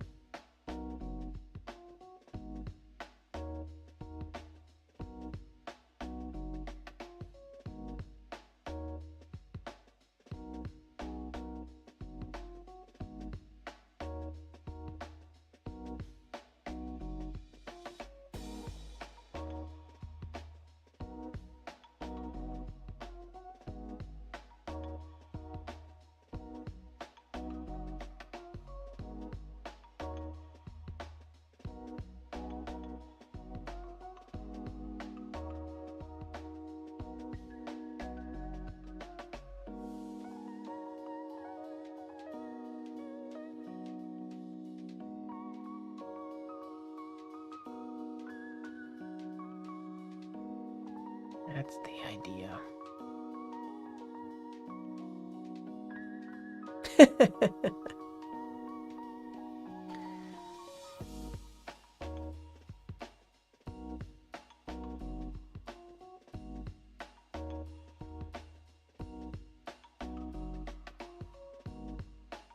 Not making this first loop big enough and making my second loop too big.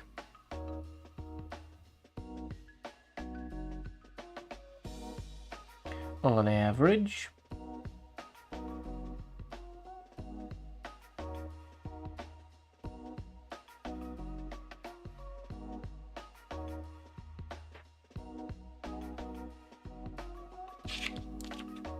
Whoa, what's going on, Zach?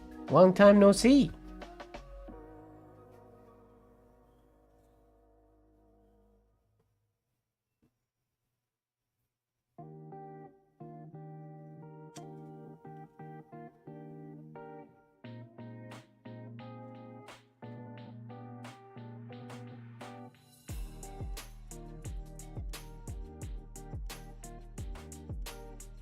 That sounds like a fun way to practice to me.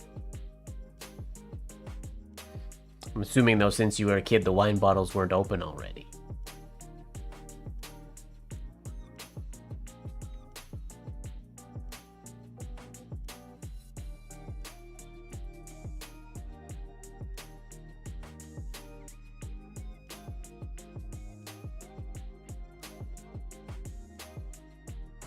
That's better.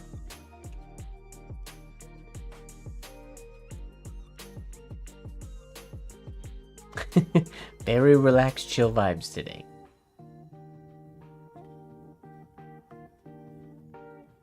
I needed to calm myself. My nerves are too tense lately. My brain is too full of stuff. Nope.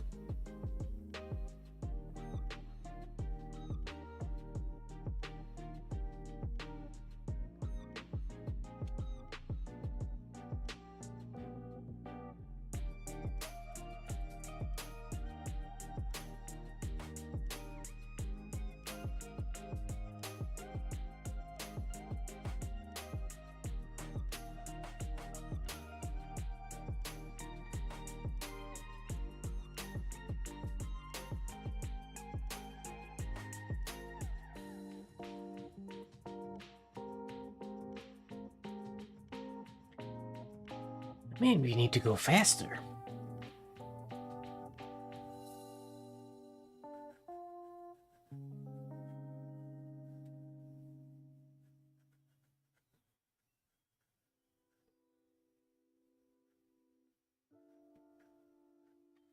Feels crazy faster, but those ovals are getting wonky shaped.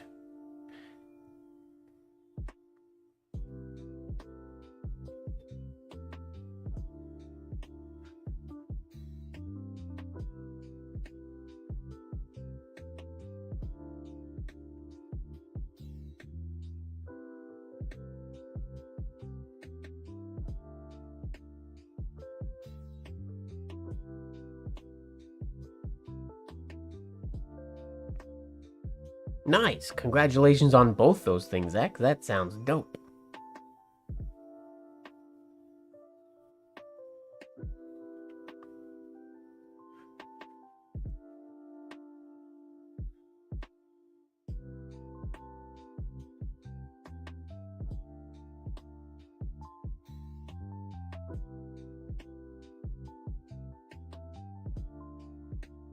Any chance of seeing you at convention this year, Zach? What do you think?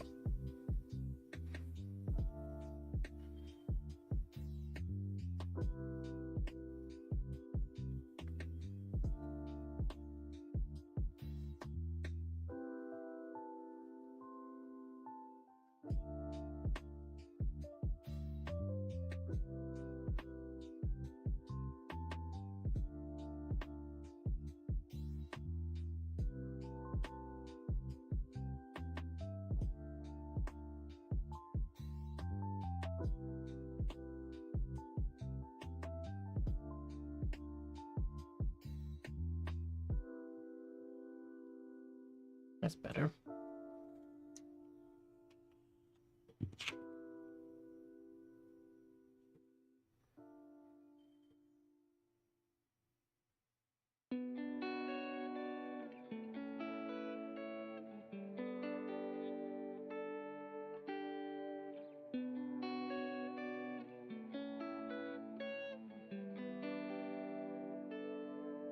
Yeah, more round. That's the idea.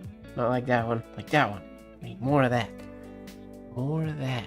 You can feel it immediately when it happens. Why can't you just do it all the time?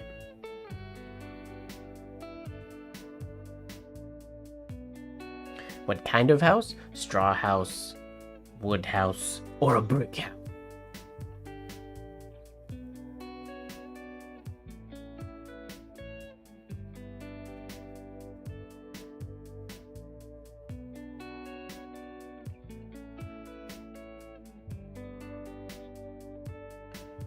Top loop was good, bottom loop's too wide.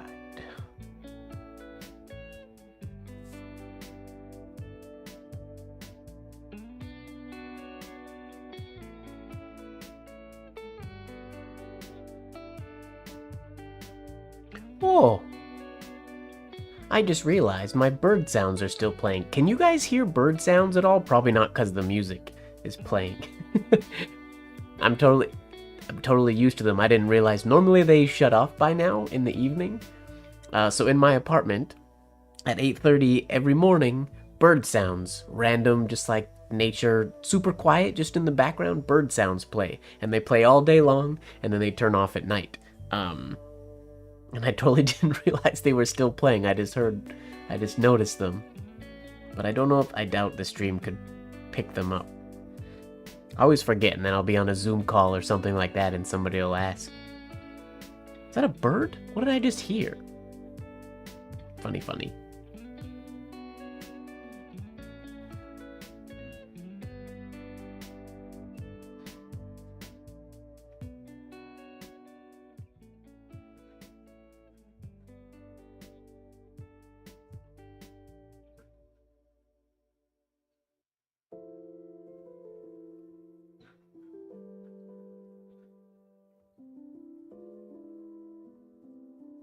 Yeah, my microphone's directional, so it might not pick it up at all. And then there's music playing, obviously, so never mind. You guys can't hear it.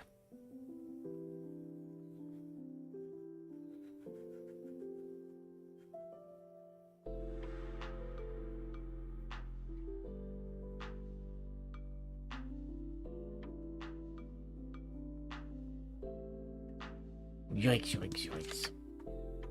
Hello, Reza. Welcome. How are you?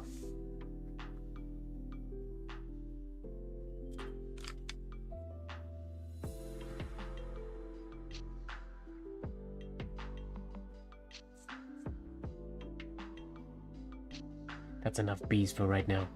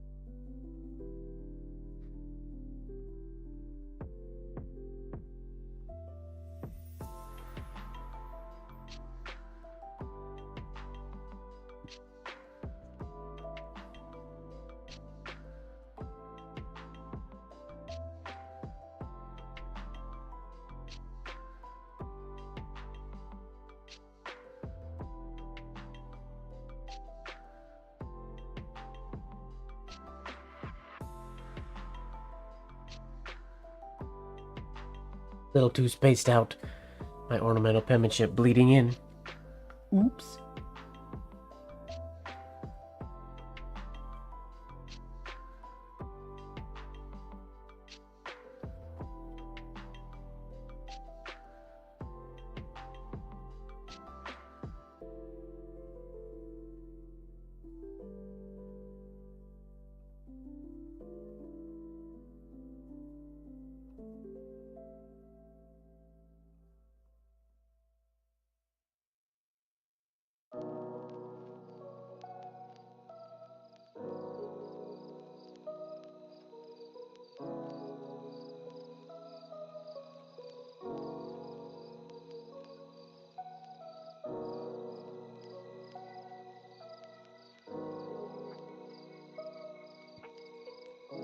Do you write your poems? I assume you write your poems with calligraphy relatively often. Zach, you must.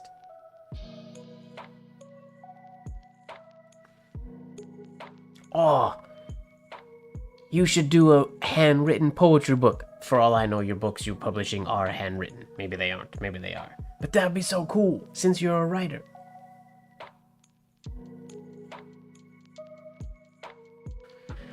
Oh, that's a good question. Tips to make writing with a fountain pen more comfortable. Honestly, it's really just getting used to it. The best way to have... Sorry, there was an ad. I'm gonna hold off answering for a couple seconds.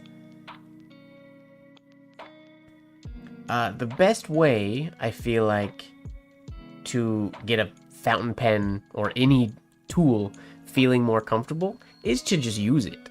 If you're not comfortable using a fountain pen, it's just using it. And not just for penmanship specifically, but if you're taking notes, just having it in your hand and just writing with it all the time. Obviously trying to relax as much as you can when you're using it. And then as you get used to it, you will just like it more and more. I'm not usually a fan of doing penmanship with fountain pens, but because I've been doing so much of it relatively recently, I don't use dip pen nearly as much for business penmanship practice as I used to, since I have really sharp or really fine pens now. I've gotten more comfortable with writing with fountain pens than I used to be. My writing was never as good with a fountain pen as it was with a dip pen. Now they're more comparable, I would say. Not the same, but more comparable. I don't know if that's a real helpful answer, but just if you're not comfortable with it, try to relax while using it and use it more. Just keep using it for everything. And that's a big one too, Jose says. Depending on... This is an interesting topic when it comes to people's natural grips. Because some people, like I know Mont Blanc, many pen manufacturers have nibs that are ground in a specific way, so up for specifically what angle you hold the pen at.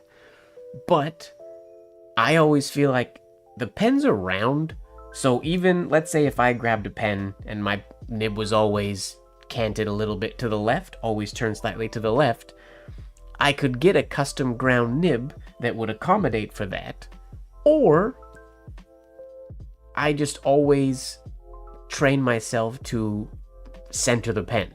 So then my hand doesn't change, but if I naturally grab a pen and write like this, if I just get in the habit of holding the pen that way, then I don't have to have a special nib to accommodate that.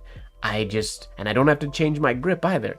I just have to change the habitual thing that happens where people grab a pen and they always just kind of gravitate to holding it a certain way, which if it was ergonomic, I get it, but they're not ergonomic. They can just be turned, which is fascinating to me a little bit, for a monoline pen anyways. Obviously it's a different case for a broad pen or oblique or something like that.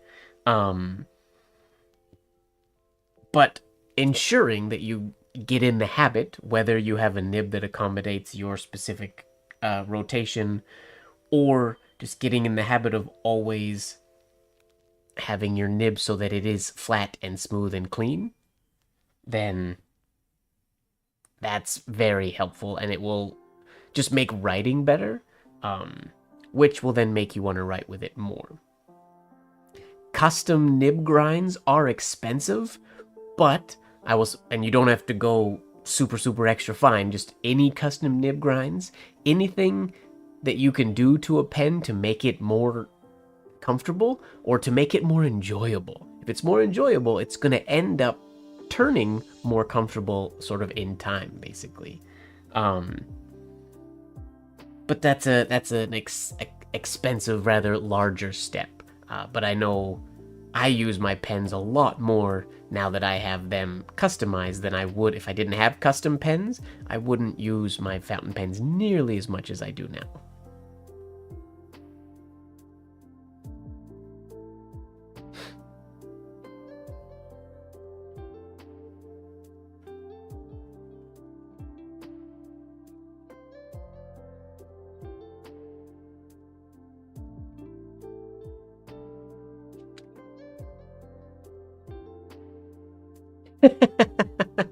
I have color fountain pens.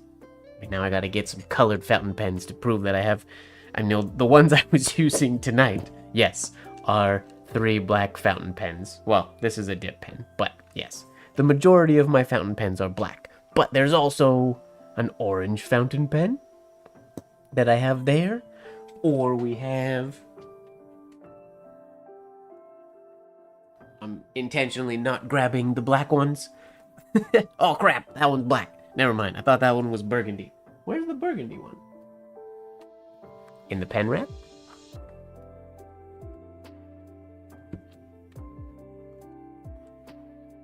So there's...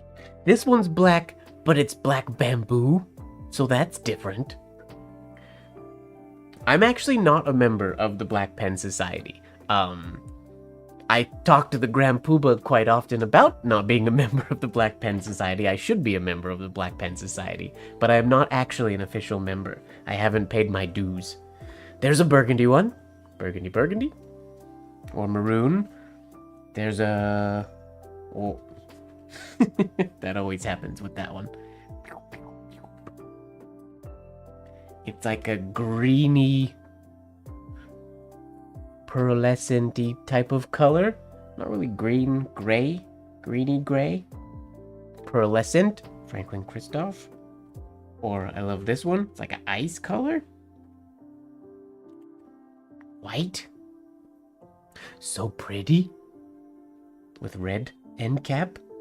Initially, when I bought it, did this one have the red cap? And this one had the... No, I can't remember. The caps are interchangeable, though. So they're not all black. They're just mostly black.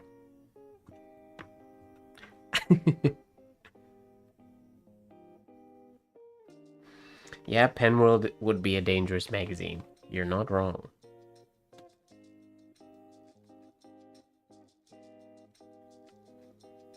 I haven't acquired, with the exception of my Mont Blancs, I haven't acquired a new gift from me to me pen in a while. I haven't made any big purchases. I am in the market. I don't know if I'll find one that I like enough. But I am trying to find actually a vintage Mont Blanc safety, a vintage Simplo Mont Blanc that I would like to have as part of my collection, maybe one day. But that's not I'm not rushing to find one. I'm waiting till the perfect one, quote unquote, finds me, basically.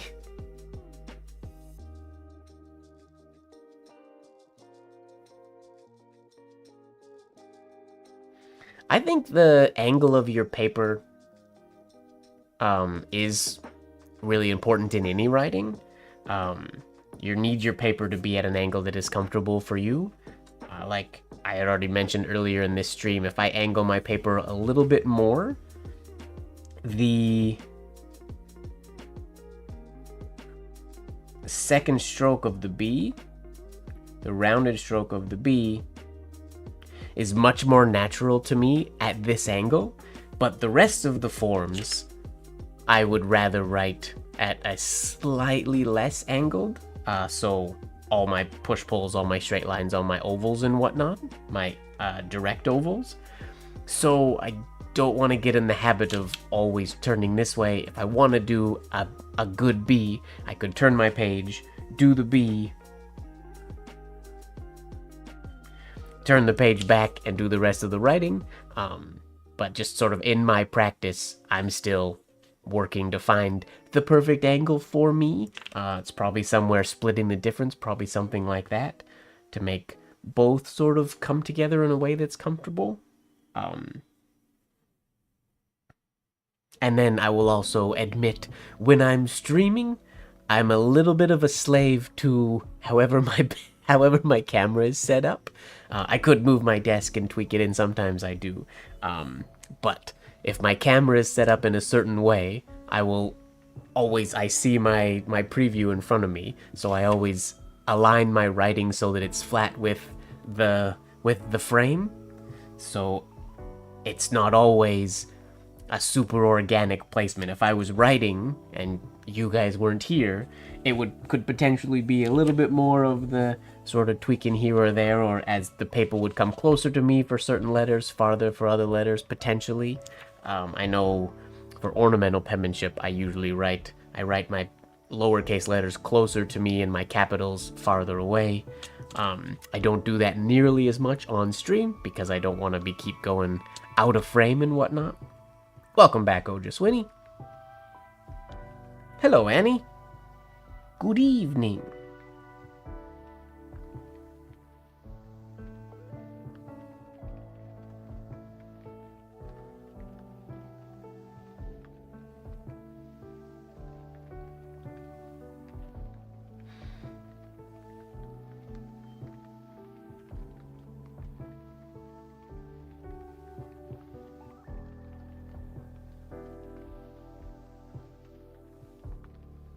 I spelled evening wrong. I did this once. Actually, this is funny. This has happened before in my life. I once did a painting of a blue mountainscape when I was younger. It was a watercolor scene, and I called it Evening Sky, but I definitely put an extra A in after the E. And it was up in a gallery, being shown, and spelled wrong. Oops. I've always made... Oh, I'm a crummy speller. Always have been. I focus too much on the letters, and then just whatever comes out is whatever comes out.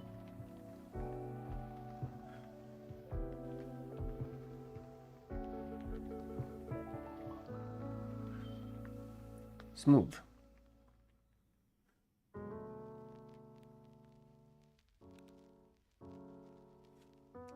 That's better.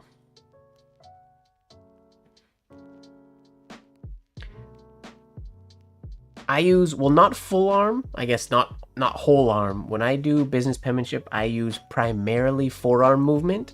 My fingers don't come into play too often. There's probably a little bit of, when I do my lowercase letters and smaller turns and stuff, where there's some, I'll call it subconscious working of the fingers. But I would like to get a little bit more combination, applying my fingers a little bit more to certain things. But for the most part, the majority of my practice or training has been to completely lock my hand, and then anything that happens is all just my my whole arm moving using my upper arm with my forearm placed on the desk. So even like lowercase letters, any of these ones, the fingers don't really do too much. They all sit very solid. There's a little bit that comes into play, but it's mostly the arm.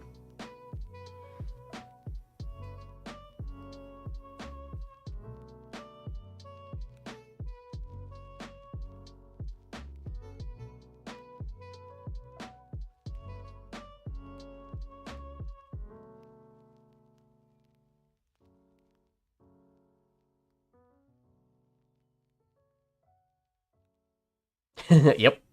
I think I've told this story on stream before. When I was in grade... Was it 8 or 9? I can't remember. No, it was high school. I was in grade 11? But I was in science class, and we had to do a big group project poster thing on rheumatoid arthritis. And basically, my job in the group project was to make the poster look good. To do the lettering and make it all snazzy. And it looked amazing, but it definitely spelt arthritis, not arthritis. Because I was just so focused on making the letters look cool and how the design of the poster that the spelling went out the window a little bit. Oops. But that's par for the course for me, basically. Unfortunately.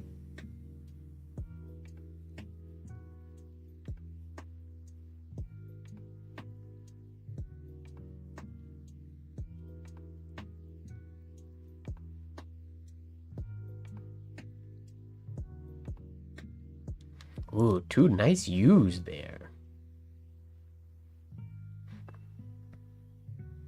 I spelled rheumatoid correctly. It was just arthritis. Arthritis was the key. Rheumatoid was smaller. I don't remember specifically what it looked like. But arthritis was big block, like super characterized letters, and I just forgot the I in the middle. Arthritis is what I typed or wrote. There was some talk about singing a little bit earlier. Yes.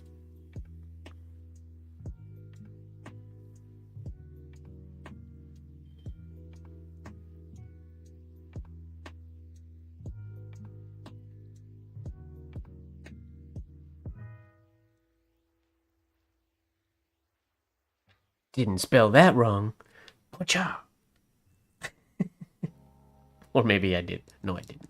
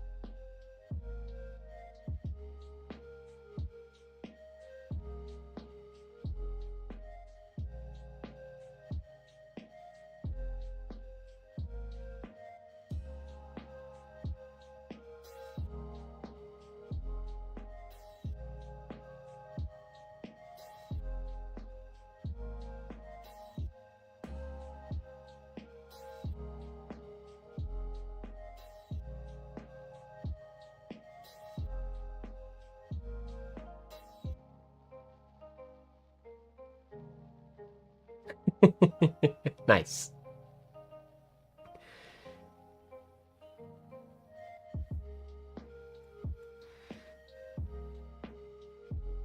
I think oftentimes I'm either so focused on a form or like a style that I think about, or I'm thinking about like I make spelling. I think most of my spelling mistakes that I make on stream are because I'll be talking and I look down and I'm carrying a conversation with the chat while I'm writing things. So I'm thinking about other things, thinking about other letters, other words, trying to put together sentences, and then I just write the wrong thing. And it's kind of always been that way. I've always been rubbish at spelling. I like to think it's not because I'm stupid and more just because I'm not good at spelling, but it could be maybe I'm just stupid. Who knows? I would say a consistent angle is more important, but 52 is sort of the standard average, just like Spencerian and ornamental penmanship. But it's more about consistency than it is about an exact angle. What's going on, David? You are late. You're up late tonight.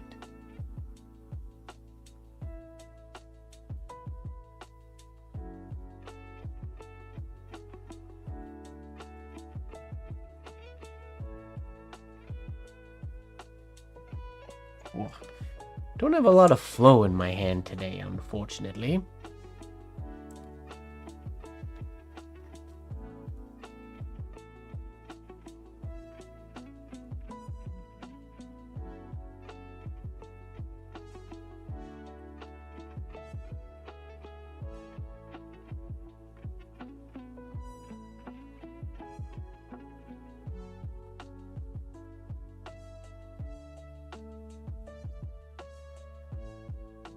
Thank you very much. Had to get a trim. I got Mont Blanc. I hadn't got a haircut in a very long time. I was starting to teach. I was going to teach all my dance classes in my fuzzy hat because my back of my neck and my ears were out of control. But I have Mont Blanc tomorrow and I'm about to go out of town to host dance competition, so had to spiff it up a little bit. And style this little thing, which I don't know what I'm gonna do with yet. We'll just keep it growing, see what it turns into. Grows so very slow.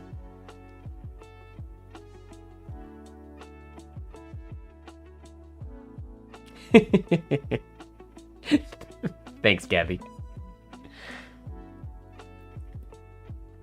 I don't think it's because I'm stupid. I just don't focus enough when I'm writing words, which is hilarious because I'm a writer, but yeah,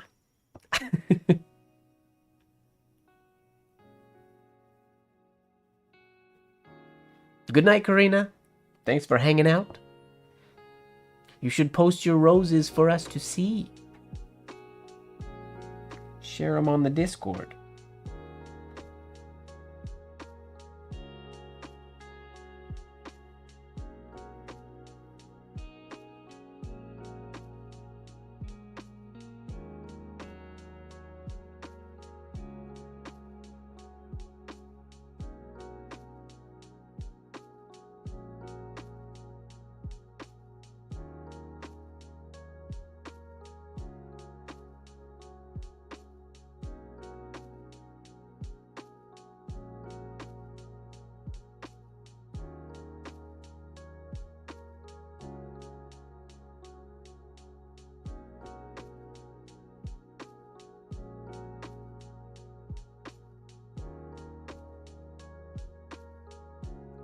I'm kind of all over the place now, just writing random words.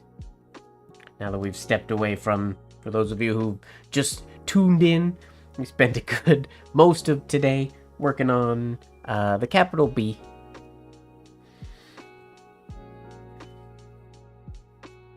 Which the loops of the capital B in Business Penmanship throw me for a loop. Those ones.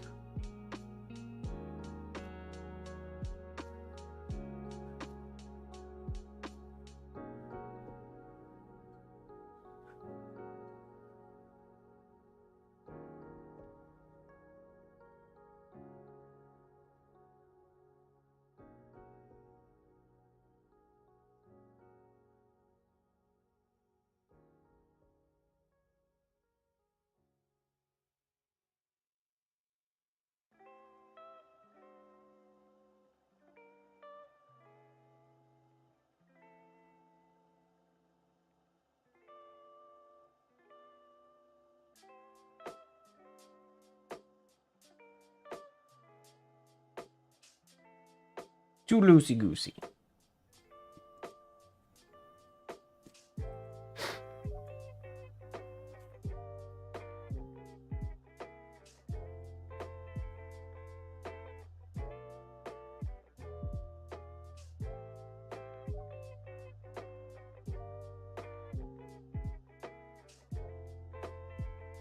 Oh. Spinning top ended. That ended early today. It hasn't been that long. It's not ahead of full charge.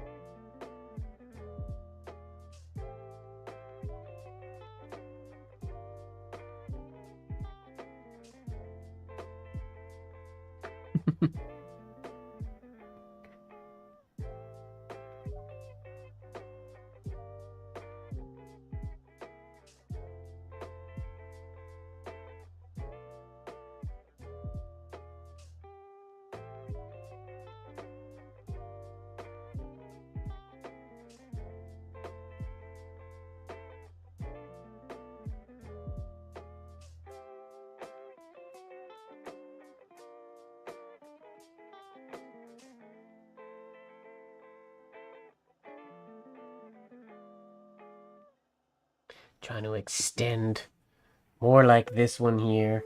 Trying to lower the connection point. I tend to connect a little bit higher on the capital S than I would like.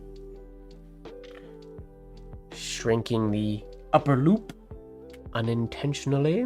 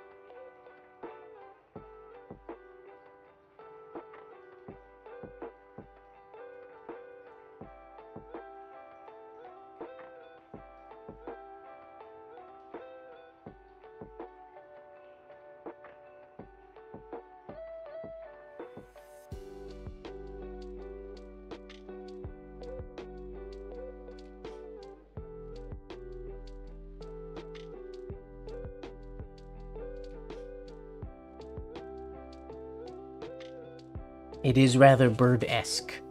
You are not wrong.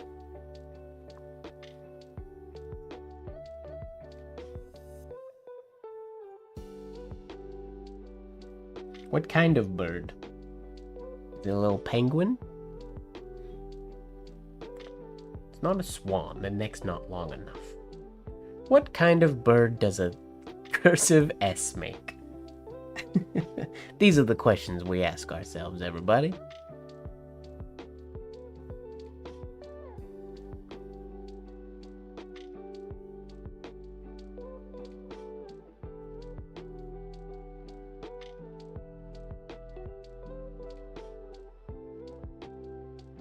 Wait. A pigeon? Could be a pigeon. Partridge?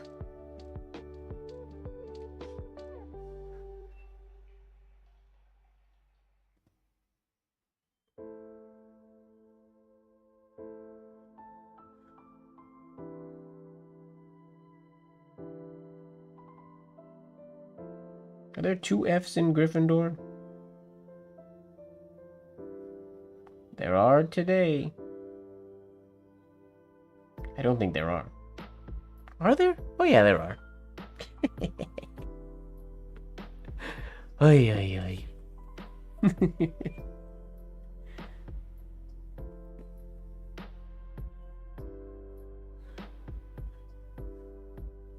That's that next exercise I have to work on, doing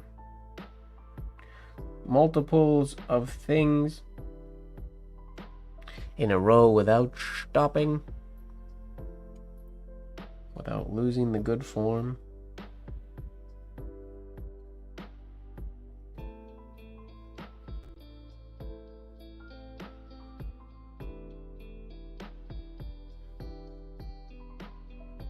See, and that's where moments where a lot of people do, that's where the combination finger movement will come in on the ascender strokes. And I always love when, especially in ornamental penmanship, when an ascender stroke is purely with movement, no fingers at all, because when it works, it's hard to beat how nice it is. The problem is, it doesn't always work.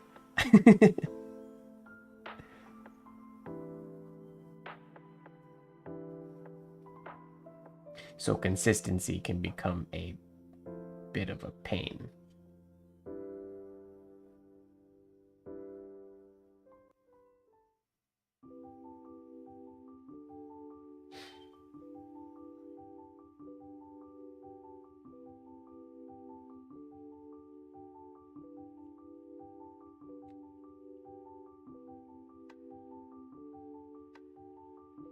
Oh, it has a Y.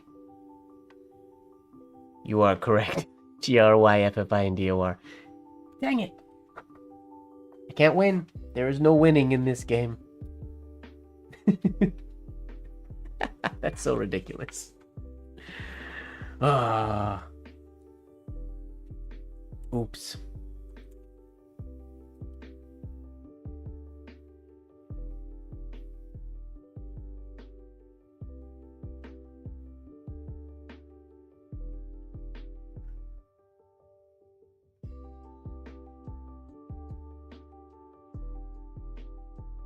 That's better.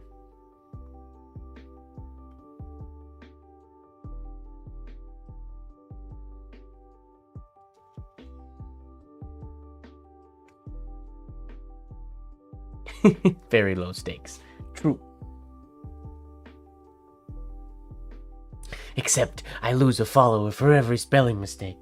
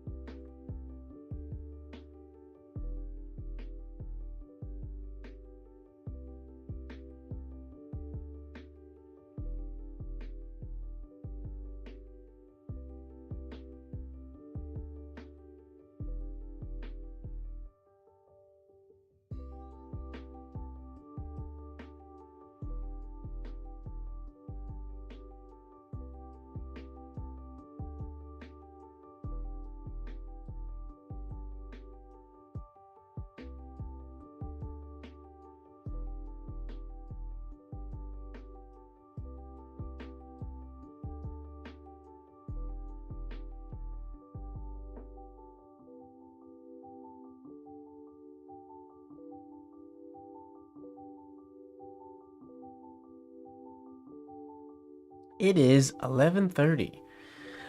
I'm going to call it a night, I think. I have an early morning tomorrow to do my last minute or just get up and get all ready for class. If anybody is going to be in tomorrow's Mont Blanc movement writing class, I will see you there. But I do believe I'm going to call it a night here.